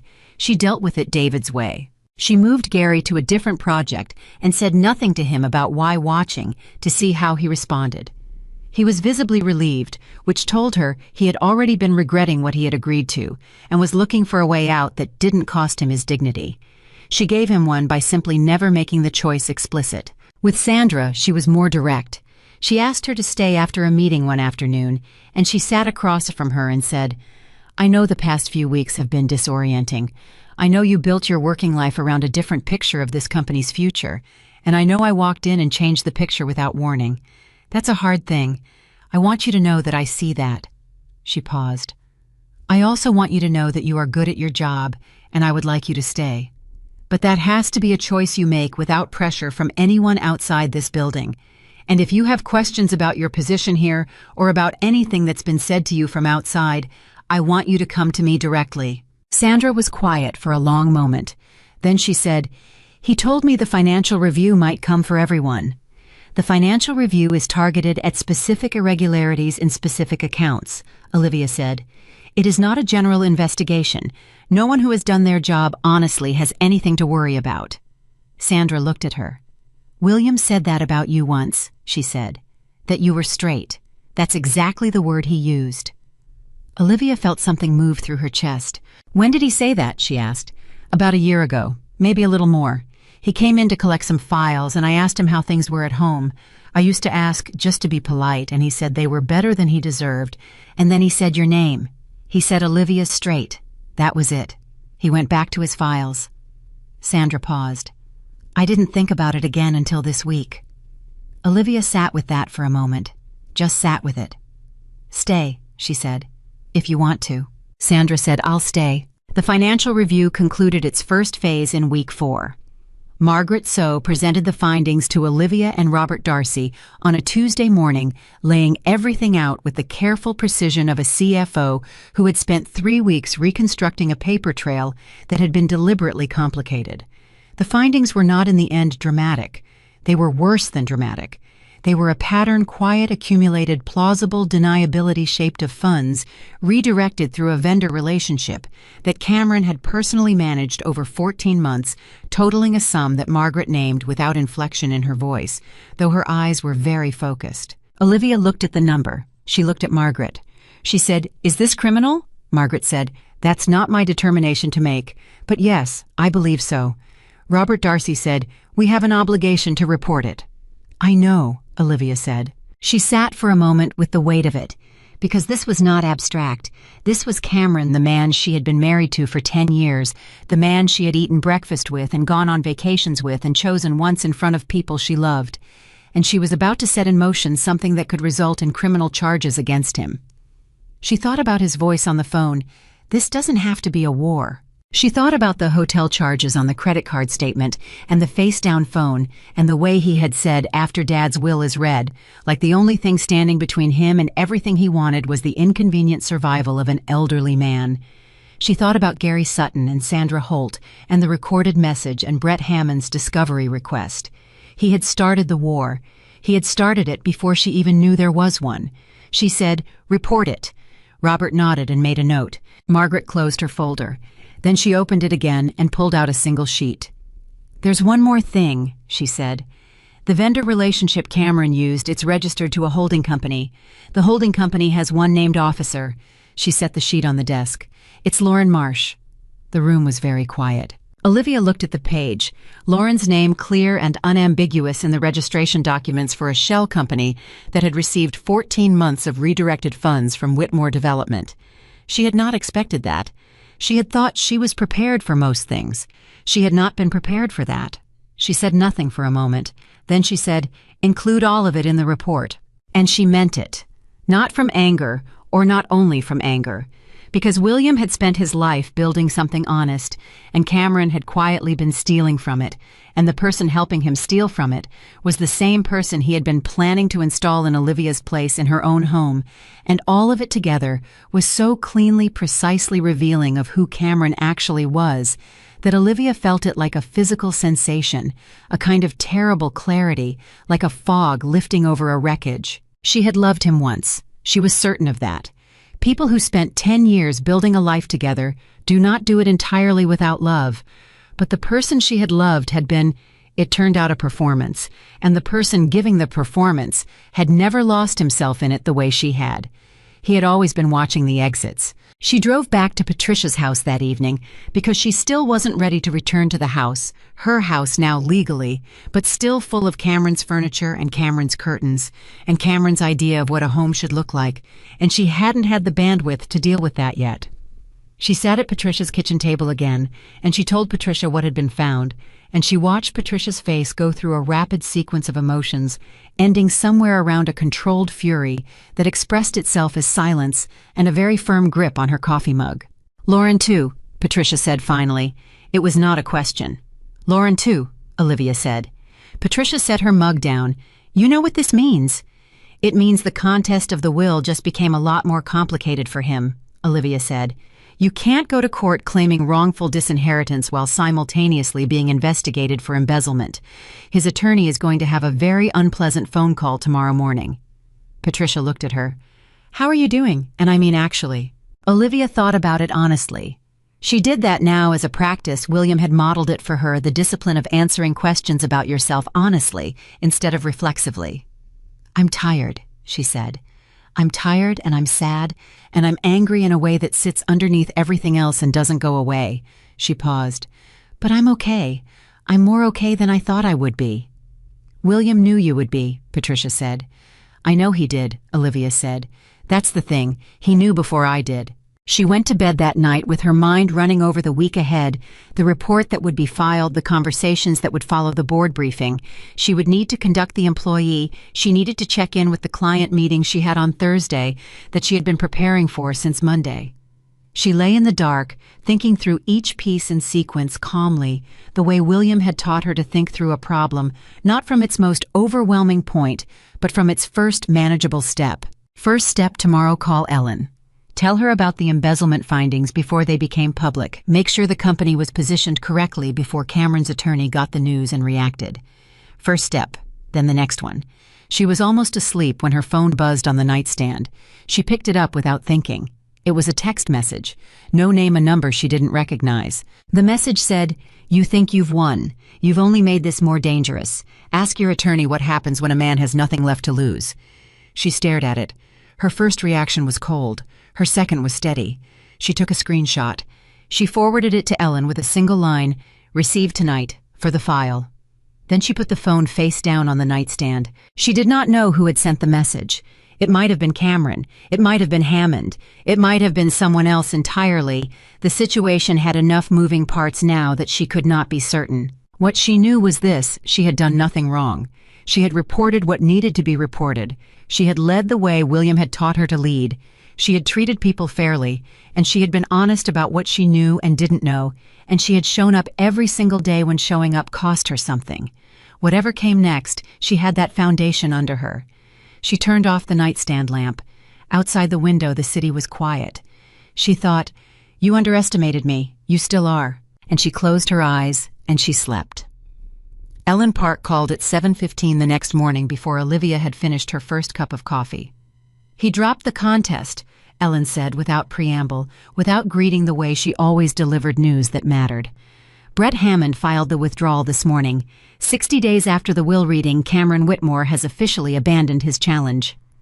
Olivia set her coffee mug down on Patricia's kitchen table. She had expected this moment for weeks. She had been waiting for it with the particular tension of someone who knows a difficult thing is coming and has prepared for it thoroughly but cannot fully relax until it actually arrives. And now it had arrived, and what she felt was not the rush of triumph she might have expected. It was something quieter, something more like the feeling of setting down a heavy bag after carrying it for a very long time. "Why now?" she asked. "The embezzlement report." "The embezzlement report, the psychological evaluations, the probate court documentation, and the fact that Brett Hammond is a pragmatic man who understands when a case has no runway," Ellen said. "Cameron also received formal notice yesterday that the district attorney's office has opened a preliminary inquiry into the vendor relationship. Once that happened, pursuing the will contest simultaneously became legally untenable. His attorney told him the truth for once." Olivia was quiet for a moment. "Is the DA's inquiry serious? 14 months of redirected funds through a shell company registered to his girlfriend is very serious, Olivia. Yes. She absorbed this. Outside Patricia's kitchen window, the morning was gray and ordinary, the kind of morning that had no awareness of how much weight it was carrying. What does he do now? That depends on Cameron, Ellen said. His attorney will negotiate. They'll try to reach a settlement that keeps him out of a courtroom. Whether that succeeds depends on how cooperative he decides to be and how much the DA wants to make an example. She paused. It's out of our hands now. The company made the report. The rest is between Cameron and the law. And Lauren. A brief silence. Her attorney contacted me last week. She's cooperating with the inquiry. She's claiming she didn't understand the nature of the transactions that Cameron told her the company was a legitimate consulting arrangement. Do you believe that— It doesn't matter what I believe, Ellen said. It matters what the DA can prove. Another pause shorter. How are you holding up? It was the same question Patricia had asked the night before, and Olivia gave the same honest answer she had learned to give. I'm tired, but I'm okay. Good, Ellen said, because today is going to be busy. She was not wrong. The news that Cameron had dropped the will contest moved through the company, the way all significant news moves through a closed environment, faster than any official announcement carried by implication and inference, and the specific quality of silence that falls over a building when something important has shifted. Olivia knew by 9 a.m. that people knew because the hallway outside her office had a different feeling, and 3 separate employees stopped by her door with reasons to speak to her that were slightly too casual to be entirely genuine. She understood what they were doing. They were checking on her. They were taking the temperature of the room, assessing whether the stability they had cautiously begun to invest in over the past 2 months was real. She made sure they left each conversation with a clear answer. She held an all-hands meeting at 11. Not because Ellen had recommended it, not because Robert Darcy had advised it, but because Olivia had been in this building long enough now to understand that what people needed in uncertain moments was not managed communication. They needed a real person telling them the truth in real time. She stood at the front of the main conference room. It wasn't big enough for all 63 employees, so they had overflow in the adjacent space, watching through a glass partition, and she told them directly what had happened. The will contest had been dropped. The company's ownership was settled and was not going to be revisited. There was an ongoing legal matter involving certain financial activity that predated her leadership, and that matter was being handled by appropriate authorities. None of it would affect the company's operations, their positions, or their paychecks. Then she said, I want to say something that isn't part of any legal update. The room got quieter. I have been here for 60 days, she said. Some of you welcomed me without hesitation. Some of you waited to see. Some of you had good reasons to be cautious, and I respected that because you had earned the right to be cautious. She looked around the room, really looked not the performed eye contact of a practiced speaker, but the actual looking of someone who had learned 60 names and 60 faces in 60 days and had taken the time to understand what was behind each one. William Whitmore built something here that is worth protecting, not the assets, not the portfolio. The way this company treats people, clients, contractors, each other, that is what he built. That is what I am here to protect. And I want you to know that I understand the weight of that better today than I did 60 days ago, and I will understand it better still 60 days from now. She paused. If anyone has concerns about your position, about the company's direction, about anything you've seen or heard that doesn't sit right with you, my door is not a figure of speech. Come in. I will listen. That's not a policy. That's a promise. The room was still for a moment after she finished, and then Phil Garrett, who had given her 60 days with the steady eyes of a man who didn't give anything away for free, started clapping. Not enthusiastically, not performatively, just steadily the way he did everything, and it was enough. The rest of the room followed. David Chen caught her eye from across the room and gave her a nod that she had come to understand meant something specific from him. Something close to well done, filtered through the reserve of a man who expressed approval through precision rather than warmth. She nodded back. After the meeting, she went back to her office and closed the door and sat down and let herself feel for exactly 5 minutes the full weight of the past 60 days. The sleepless nights and the document reviews and the board meeting and Calloway's barely concealed contempt and Gary Sutton in the records room and the anonymous text message and Cameron's voice on the phone saying, "This doesn't have to be a war." She let all of it sit in the room with her, acknowledged it, breathed through it. Then she opened her laptop and went back to work. The Meridian Project, the company's largest active development, a mixed-use complex that had been in problematic territory for several months under Cameron's neglect, needed her attention by Thursday. That was the real work. That had always been the real work. Not the legal battles, not the board politics, not Cameron's increasingly desperate maneuvering. The actual company, the actual buildings and the actual people and the actual clients who had been waiting too long for answers. She pulled up the Meridian files and started reading. 3 weeks after the all-hands meeting, Cameron called her again. This time from a different number. His own cell had apparently been changed, which she noted without comment. She answered because she had made a decision somewhere in the middle of the past 2 months that she was not going to be a person who avoided difficult conversations. William hadn't been. She wouldn't be either. "I wanted to tell you myself," Cameron said, and his voice was different from any version she had heard before. Not controlled, not calculating, not the cold authority of the kitchen or the warm performance of the phone calls with Lauren or the rattled anger of the late voicemails. Something stripped back. "Brett worked out an agreement with the DA's office.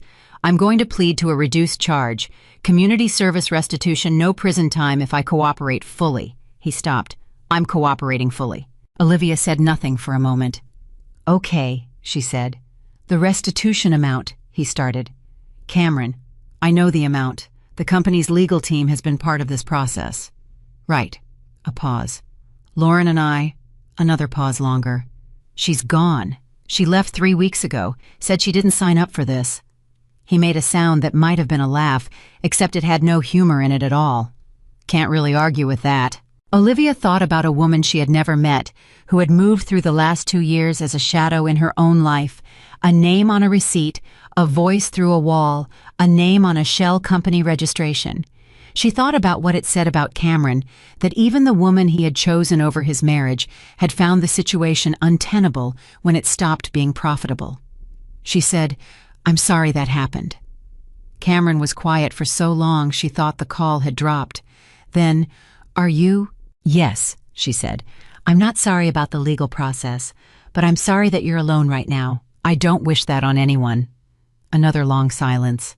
"I owe you an apology," he said finally. The words came out like something he had practiced but still found difficult, which made them more real than if they had been easy. "Not for the will. I'm still working through that. But for the 10 years, for the way I treated you like you were furniture, for telling you to pack your things like..." He stopped, started again. "You deserved better than that." Olivia held the phone and looked at the city through her office window. William's window, her window now, and she thought about 10 years of a life that had been real, even if it had ended in a way that was not. She thought about what it would mean to carry anger for this man for the rest of her life versus what it would mean to put it down. She had enough to carry already. "Thank you for saying that," she said. "I mean it." "The company..." He started and stopped again. "Is it okay? Is it doing okay?" She heard what was underneath the question. He had grown up in this company. Whatever else he was, whatever he had done, this place was woven into who he was, and asking about it was as close as he could get to asking about something he had lost the right to care about directly. "It's doing well," she said. "The Meridian Project is back on track. We closed the Hargrove account last week, the one that had been pending for 8 months. He was quiet. "Dad would have been glad about Hargrove," he said finally. "He worked on that relationship for years." "I know," she said. "Gerald told me." Silence again. Different this time. Not hostile, not calculating. Just the silence of 2 people who had shared a life and were standing on either side of a distance that couldn't be closed. "Take care of it," Cameron said. "The company, take care of what he built." "That's the plan," she said. He hung up first. She sat with the phone in her hand for a moment, and then she put it down, and she breathed, and she thought, okay. The call with Cameron was on a Wednesday.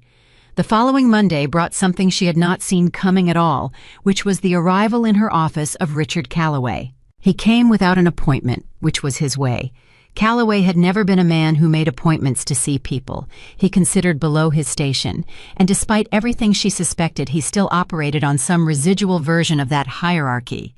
But he knocked on her open door, which was more than she might have expected from him, and he stood in the doorway with his coat still on and said, "Do you have a few minutes?" She said yes.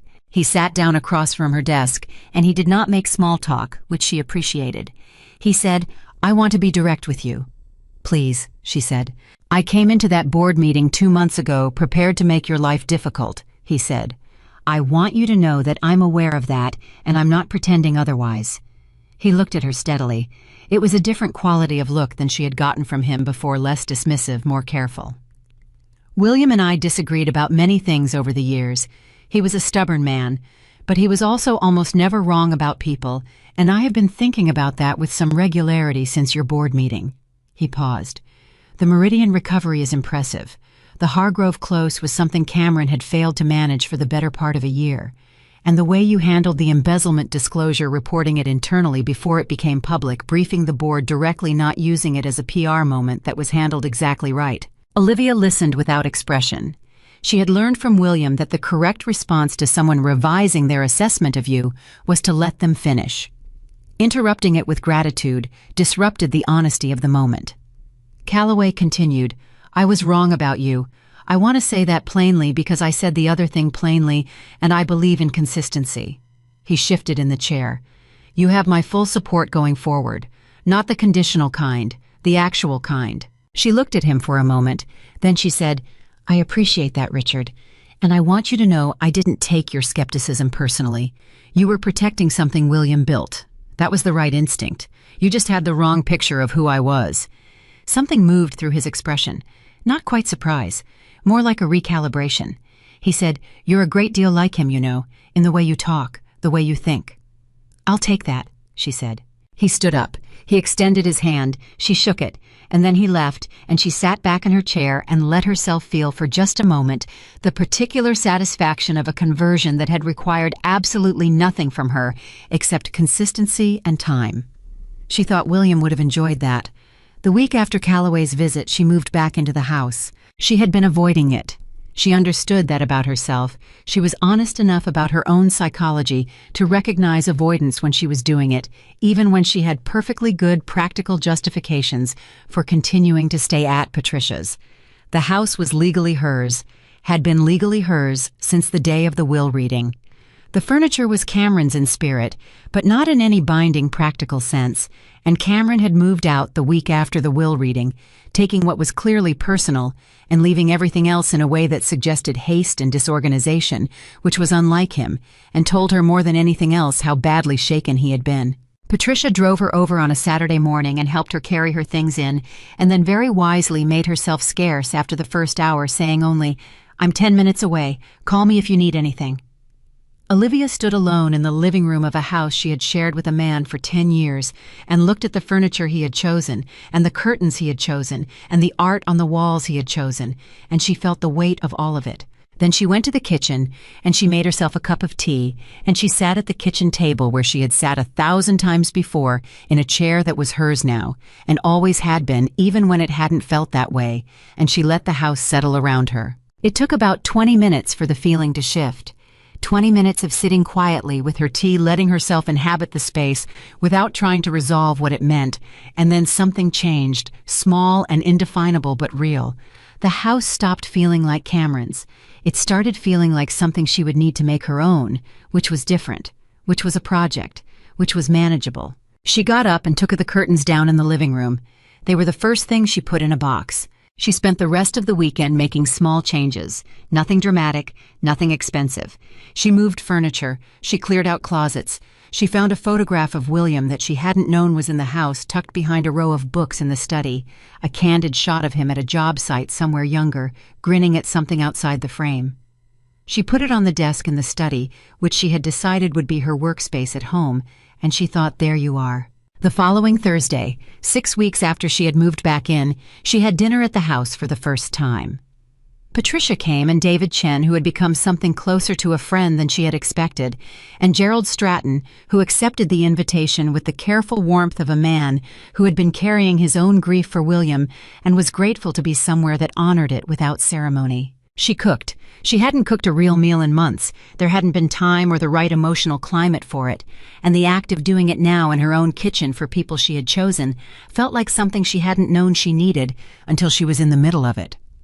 Gerald arrived first and stood in the kitchen doorway and watched her for a moment and said, "He would have loved this." She looked up from the stove. "Which part?" "All of it," Gerald said. "You in this house, the dinner, the fact that David Chen has friends now." From the other room, David's voice came. "I have always had friends, Gerald." "Name two," Gerald said. A pause. "William," David said. "And now Olivia." Patricia laughed from somewhere near the bookshelf, and Olivia smiled at the stove, and the house felt for the first time like it was full of the right kind of noise. Dinner lasted 3 hours. They talked about the company, about William, about the Meridian Project and the Hargrove account, and a new opportunity that had come across Olivia's desk that week, a partnership proposal from a firm in the next state that had been trying to reach William for 2 years and had finally tracked down Olivia through David. They talked about Patricia's retirement project, a community garden she had been developing for months that was about to open. They talked about Gerald's granddaughter who had just started college and the way Gerald's face changed when he mentioned her softening in a way that the conference room version of Gerald Stratton never permitted. And at one point, during a quiet moment between the main course and whatever Patricia had produced for dessert, David said not to anyone in particular, just into the comfortable air of the evening, "William was right about you. He said so to me once. He said I've never met anyone who improves the room they're in simply by being honest. He was talking about you." The table went quiet. Olivia looked at her plate for a moment. Then she said, "He told me something similar once. He said the most underestimated thing in business and in life is the long-term value of being exactly who you are." She paused. "I've been thinking about that a lot lately." "Are you?" Patricia said gently. "I think I'm finally starting to understand it," Olivia said. Gerald reached across and briefly, without making a production of it, put his hand over hers on the table. Then he picked up his wine glass and the conversation moved on the way. Conversations move on in rooms full of people who are comfortable enough with each other to let the tender moments pass without pressing them into something heavier than they need to be. The evening ended around 10. Gerald left first, then David, then Patricia, who stood at the door for a moment and looked at Olivia with the expression of someone who has watched a person they love come through something hard and is feeling the full weight of the relief. "You did it," Patricia said. Simply, just those 3 words. Olivia said, "William did most of it." "William gave you the tools," Patricia said. "You're the one who swung them." She hugged her, a real hug, the kind that meant something, and then she walked to her car. Olivia stood at the open door for a moment after Patricia's taillights disappeared. The neighborhood was quiet. The air was cool and carried the smell of the season, changing something green and forward-looking in it. She stood there and she breathed it, and she thought about the woman who had stood in this same doorway 10 years ago, moving in for the first time full of belief in a future she had imagined carefully, and that had turned out to be something else entirely. And she thought about the woman standing here now. The distance between those 2 women was not just time. It was everything that had happened in between the erosion and the recovery, and the 2 years of kitchen table conversations, and the filing cabinets, and the will reading, and the board meeting, and 60 days of showing up, and the Meridian Project, and Calloway's hand extended across her desk, and Gerald's hand over hers at the dinner table. It was William's voice. "You are more than enough for this." She closed the door. She went inside. She washed the dishes, which took longer than it should have, because she did it slowly, without rushing, letting her mind go quiet for the first time in weeks. The water was warm. The kitchen was hers. The night outside was still and unhurried.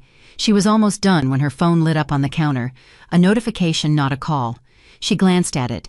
An email from Margaret So sent at 10:18 p.m., which was characteristic of Margaret. Subject line: Meridian final approval confirmed. She dried her hands. She opened the email. The city had approved the final permits for the Meridian project. Construction could begin in 30 days. It was the last bureaucratic hurdle that Cameron had failed to clear in 14 months of trying, and she had cleared it in 6 weeks by finding the actual problem, a community relations issue that had nothing to do with paperwork and everything to do with a neighborhood association that had never been properly consulted, and fixing it directly. She stood in her kitchen and read the email twice. Then she put the phone down and she looked at the ceiling and she thought, okay, there it is. She thought about calling Patricia. She thought about texting David. She thought about the morning meeting tomorrow and the 30-day construction timeline and the contractors she needed to call and the announcement she needed to make to the team. She thought about all of that, And then first, before any of it, she walked to the study where William's photograph sat on the desk, and she stood in front of it for a moment, in the quiet of her own house with the Meridian approval on her phone, and the dinner dishes drying in the rack, and the season changing outside. She said, "We got it." Just that. Just those 3 words into the quiet room, to a photograph of a man who had believed in her before she believed in herself. And she stood there for a moment. And then she went to bed. Tomorrow was going to be a good day, and she intended to be rested for it. The Meridian groundbreaking happened on a Tuesday morning in late April, 32 days after Margaret's email arrived at 10:18 p.m., and Olivia had stood in the study and said 2 words to a photograph. She had not planned to make it a ceremony. That had not been her instinct. Her instinct was to get the work done quietly and let the results speak for themselves. The same philosophy William had modeled for her across hundreds of conversations at kitchen tables and in study rooms covered in files. But Phil Garrett had come to her office the week before the groundbreaking and said in his characteristically direct way, "The team needs to see this. They've been carrying this project through a lot of uncertainty. Let them have the moment." And she had looked at Phil, who had given her 60 days with steady eyes and not a single word of false encouragement, and she had understood that he was right. So there was a ceremony, small, not staged, not the kind of thing that got photographed for a press release. Just the Meridian team assembled on the site on a Tuesday morning, hard hats, the actual ground under their feet, the actual work about to begin. Olivia said a few words that she had not written down in advance because she had learned from William that the things worth saying rarely needed notes. She talked about what the project had required from the people who had kept it alive through a year of mismanagement and uncertainty. She named names which always mattered more than people expected. She talked about what the building would mean for the neighborhood, the community association that had been ignored for 14 months and consulted and genuinely listened to for 6 weeks, and whose president, a woman named Carol Briggs, was standing at the edge of the group with her arms folded and an expression that had moved over 6 weeks of meetings from deep suspicion to something cautiously close to trust. When Olivia finished speaking, Phil handed her a shovel. She drove it into the ground. The team applauded, and it was real applause, the kind that comes from people who mean it and not from people who are performing enthusiasm for a camera. And Olivia stood in the middle of it and felt something she had difficulty naming precisely, but that she recognized as important. Not pride exactly, not relief exactly, something that lived in the same neighborhood as both of those things, but was quieter and more permanent, something that felt like arriving. Carol Briggs walked over to her after the applause settled. She was a practical woman in her late 60s who had lived in the neighborhood for 40 years and who did not waste time on pleasantries she didn't mean. She said, "The previous management came to 1 meeting. 1. Sat in the back, took no notes, never called us again." "I know," Olivia said. "I read the file." "You came to 6, Carol said.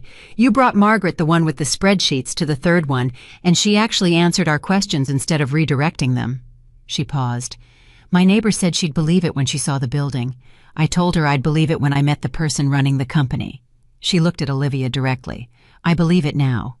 Olivia said, "We're going to get this right." Carol said, "See that you do." But there was warmth underneath it, the warmth of someone who has been disappointed enough times to protect herself carefully, but who is in this particular moment willing to extend something real.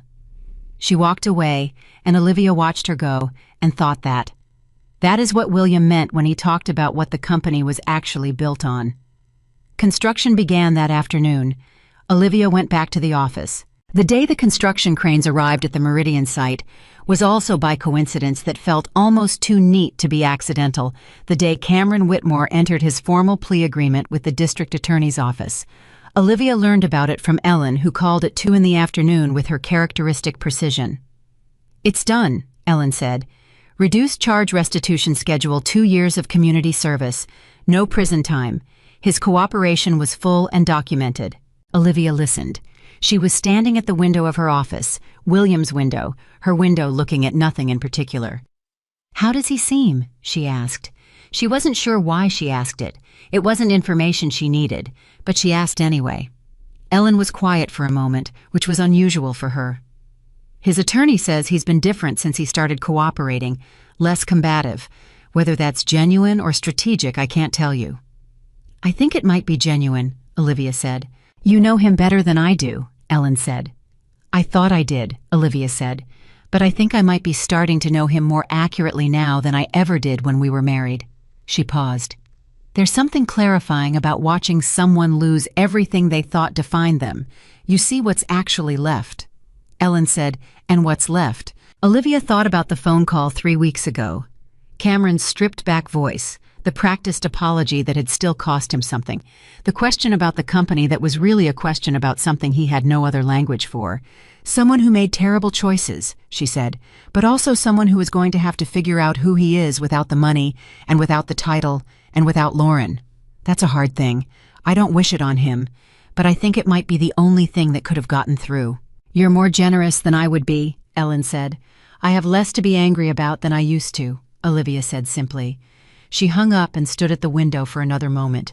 Then she turned back to her desk and pulled up the afternoon schedule and kept working. What she didn't know. What arrived 3 weeks later, in a form she hadn't anticipated, was that Cameron's cooperation with the DA had included something beyond the financial documentation. He had submitted a voluntary statement that went further than legally required, a statement that his attorney had apparently tried to talk him out of, and that he had insisted on including. The statement addressed the will directly not to contest it, but to corroborate it. He had written in his own words, and without prompting, that William had been of sound mind throughout his illness, that the family's early characterization of his cognitive state had been inaccurate and self-serving, and that Olivia Hartman had provided care and loyalty to William that Cameron himself had failed to provide, and that had genuinely and rightfully earned William's trust. He had not told Olivia he was including the statement. She found out when Robert Darcy brought her a copy of the filed documents one afternoon, set them on her desk without comment, and pointed to the relevant section.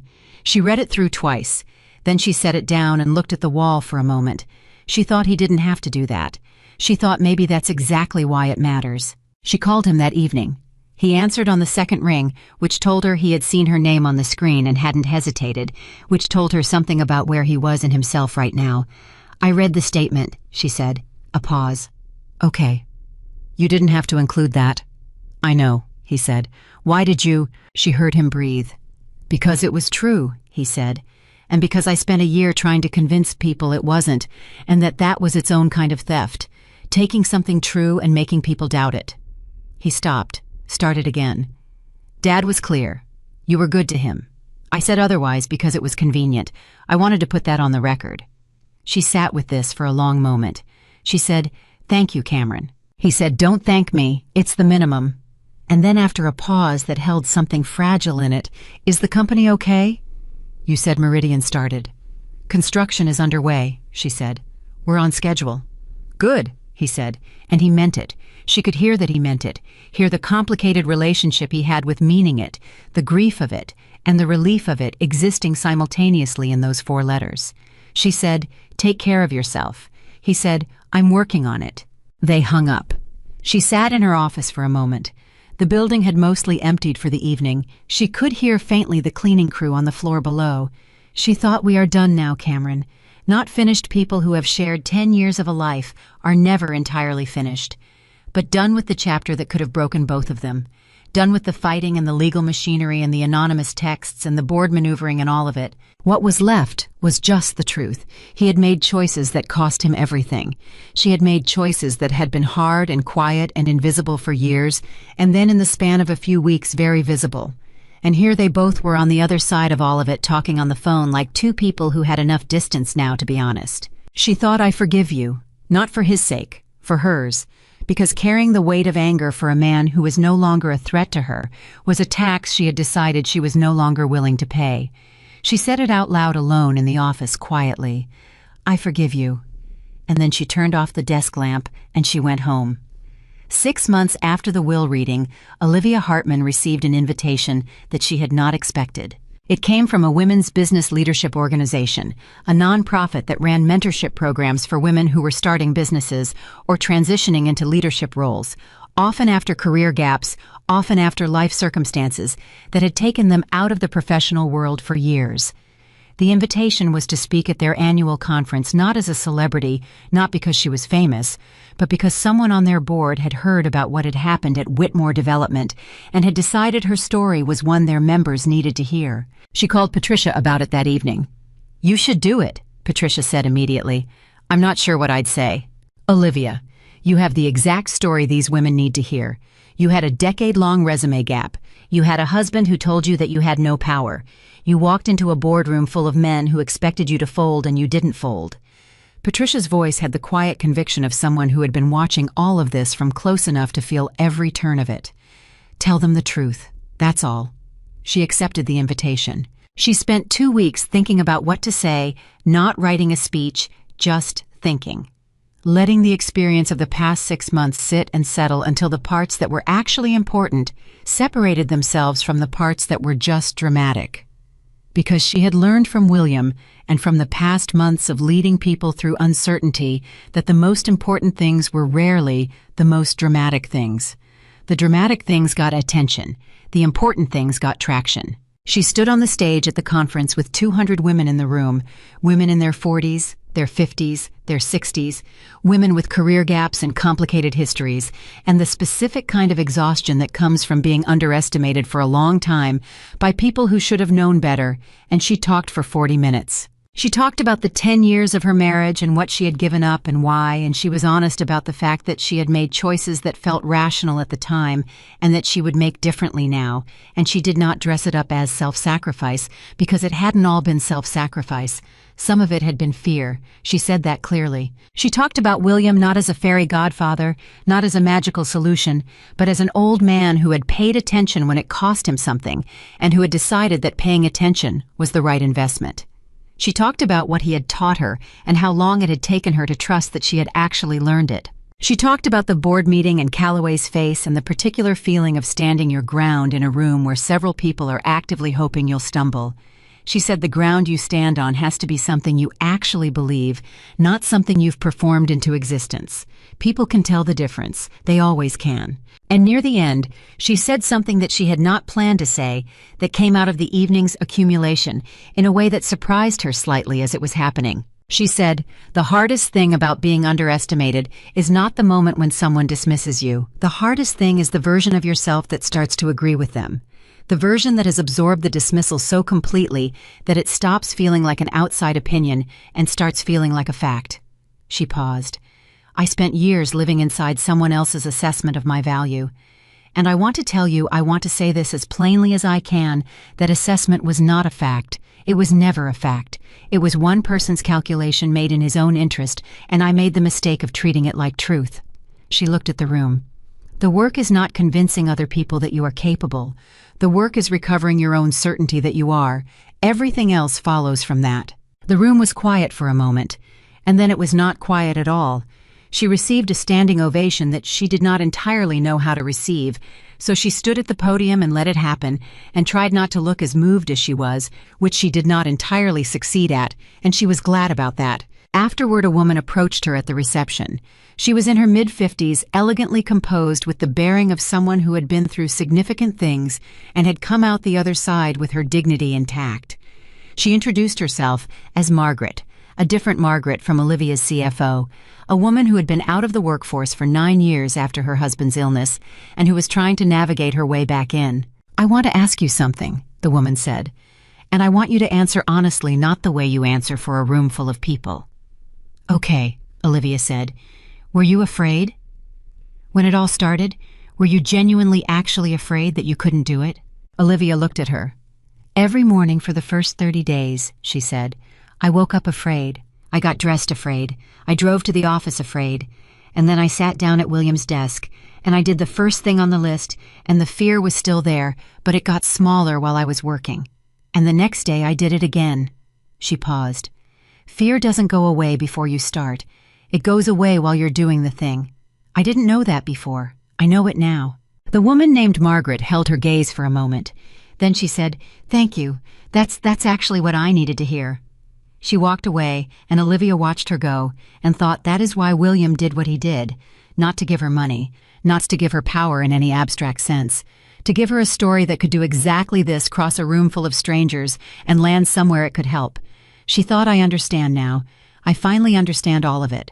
The day Olivia understood all of it completely, the full architecture of what William had planned and why came not at the conference and not at the office, but on a quiet Sunday morning, 8 months after the will reading, when Gerald Stratton called her and asked if he could come by the house. Gerald arrived with a box.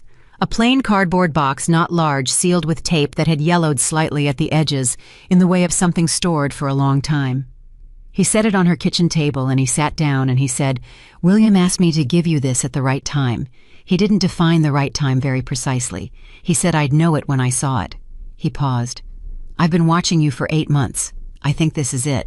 She looked at the box. "What is it?" she asked. "His journals," Gerald said.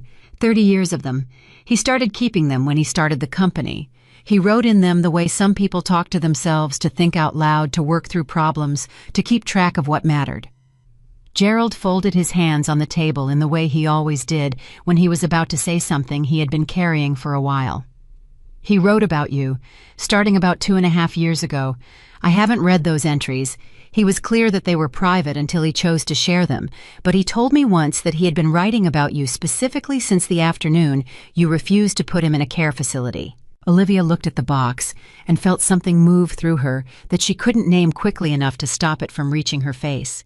He said, Gerald continued, his voice careful and steady, the voice of a man who had known William Whitmore for 20 years and was feeling every one of those years right now, that you were the first person in a long time who had treated him like his life was still worth something. He said that changed things for him, not just for the company, for him. She pressed her fingers against her mouth for a moment. Gerald said nothing. He understood the value of silence. After a moment, she said, "He never told me that." "No," Gerald said. "He wouldn't have. He would have thought it was too much pressure. He was very careful about not making you feel obligated to what he was building for you." Gerald looked at the box, but he wrote it down, because that's what he did when things mattered. She opened the box that evening alone after Gerald had gone. She sat at the kitchen table with a cup of tea, and she opened the box, and she found 32 journals, each one dated on the spine in William's careful handwriting. She found the first one dated to the year the company started, which was 31 years ago, and she held it for a moment and felt the weight of 31 years of a life in her hands. Then she found the entries he had written about her. Gerald had marked the starting point with a small piece of paper, and she opened to that page, and she read the first entry dated to the autumn afternoon 2.5 years ago, when she had come into the hospital room and said, "He can stay with us," and meant it with no calculation behind it and no awareness of what it would eventually set in motion. William had written, she didn't even hesitate. That's the thing. Most people, even good people, hesitate when the cost is real. She didn't. "I've been in business for 30 years, and I have almost never seen that in a person. I think I need to pay attention to her." She read that 3 times. Then she kept reading. She read for 2 hours. She didn't read every word of every entry. She wasn't ready for all of it. It was too much and too real, and she understood that this was something she would return to many times in the coming years. But she read enough. She read the entry from the first night he had knocked on her study door. She read the entry from the afternoon she had moved the boxes out of the guest room without asking permission. She read the entry from a Tuesday in February when she had driven him to a therapy appointment in an ice storm because neither of them had thought to reschedule, and they had sat in the car afterward for 30 minutes because he hadn't been ready to go inside yet, and she had just sat with him quietly without rushing him. He had written, she sat there for 30 minutes. Just sat there. Without impatience, without the performing of patience that is just impatience wearing a mask. Real patience. The kind that doesn't know it's being generous because it isn't calculating. She sat at the kitchen table and she read that, and she wept. Finally, fully, the way she hadn't let herself in, the 9 months since he died, not even at the funeral, not even the morning she found him, not even when his voice had come through that speaker in Jonathan Reeves's conference room, and she had needed every bit of composure she had to stay in her chair. She wept for a long time. For him, for what he had done, for the years he had spent watching his son become someone he couldn't recognize, and finding in an unexpected woman a reason to believe that the things he had built still had the right person to carry them forward. She wept for the version of herself that had stood in a kitchen holding a suitcase, not knowing what was coming, not knowing that the foundation had already been laid beneath her feet by an old man who had been paying attention when it counted. She wept and then she was done weeping, and she wiped her face with the sleeve of the same cardigan with the small hole near the right pocket, the one she had taken from the closet the night Cameron told her to pack the softest thing she owned, the thing she had taken because it was hers. She looked at William's journals spread across the table. She thought, I will read all of them, every word, and I will run his company the way it deserves to be run, and I will sit at his desk and ask the right questions and tell the truth when it's inconvenient, and treat people like their lives still matter, and show up when showing up costs me something, because that is what he taught her, and because she understood now with a completeness she hadn't had before that he had not simply trusted her with his company. He had trusted her with the proof that kindness was not weakness, that loyalty was not naivety, that the people who stayed when it cost them something were the people worth building anything for. She closed the journal carefully. She put it back in the box. She sat in her kitchen on a quiet Sunday evening in a house that was hers, in a life that was hers, and she thought about 36 years old, and a suitcase, and a man who hadn't bothered to look at her face when he ended 10 years in 30 seconds. She thought about what she was now. She thought he told her she had nothing, and she had walked into that truth the way you walk into a storm, not because you're not afraid, but because you understand that standing still is worse. And on the other side of the storm, she had found what had been there all along, invisible beneath the surface of a life she had been living too small herself, fully, without apology. William had not given her that. He had simply cleared enough ground for her to find it. She picked up her phone and she called Patricia. Patricia answered on the first ring the way she always did when it was after 9 p.m., and she knew Olivia was having a significant evening. Gerald brought the journals, Olivia said. A pause. Oh, Patricia said softly. Oh, Liv. I'm okay, Olivia said, and she meant it completely, not as reassurance, not as performance, but as a plain and accurate statement of fact. I just wanted to tell someone. I'm glad you called me, Patricia said. They talked for an hour, and then they said goodnight, and Olivia put the phone down and sat in the quiet of her own house, and the quiet was not empty. It was the quiet of a person who knew who she was, and where she was, and what the next day required of her, and was ready for it. She turned off the kitchen light. She went to bed. And in the morning she got up and she dressed, and she drove to the office that William had built from a single plot of land in suburban Ohio, and she sat down at his desk, her desk, and she did the first thing on the list. Because that is how it works. That is how it has always worked. Not with revenge, not with triumph, not with the dramatic vindication of a woman scorned rising to power on the ruins of the man who dismissed her. With something quieter and more durable than any of that. With one decision at a time, one morning at a time, one act of showing up when showing up costs something. The woman, Cameron Whitmore told to pack her bags, became the woman who built something he never could not, because she had been given power, but because she had always carried it inside her patient, and still and waiting for the moment, someone finally truly saw it. And in the end, the only thing that had needed to change was that she saw it too.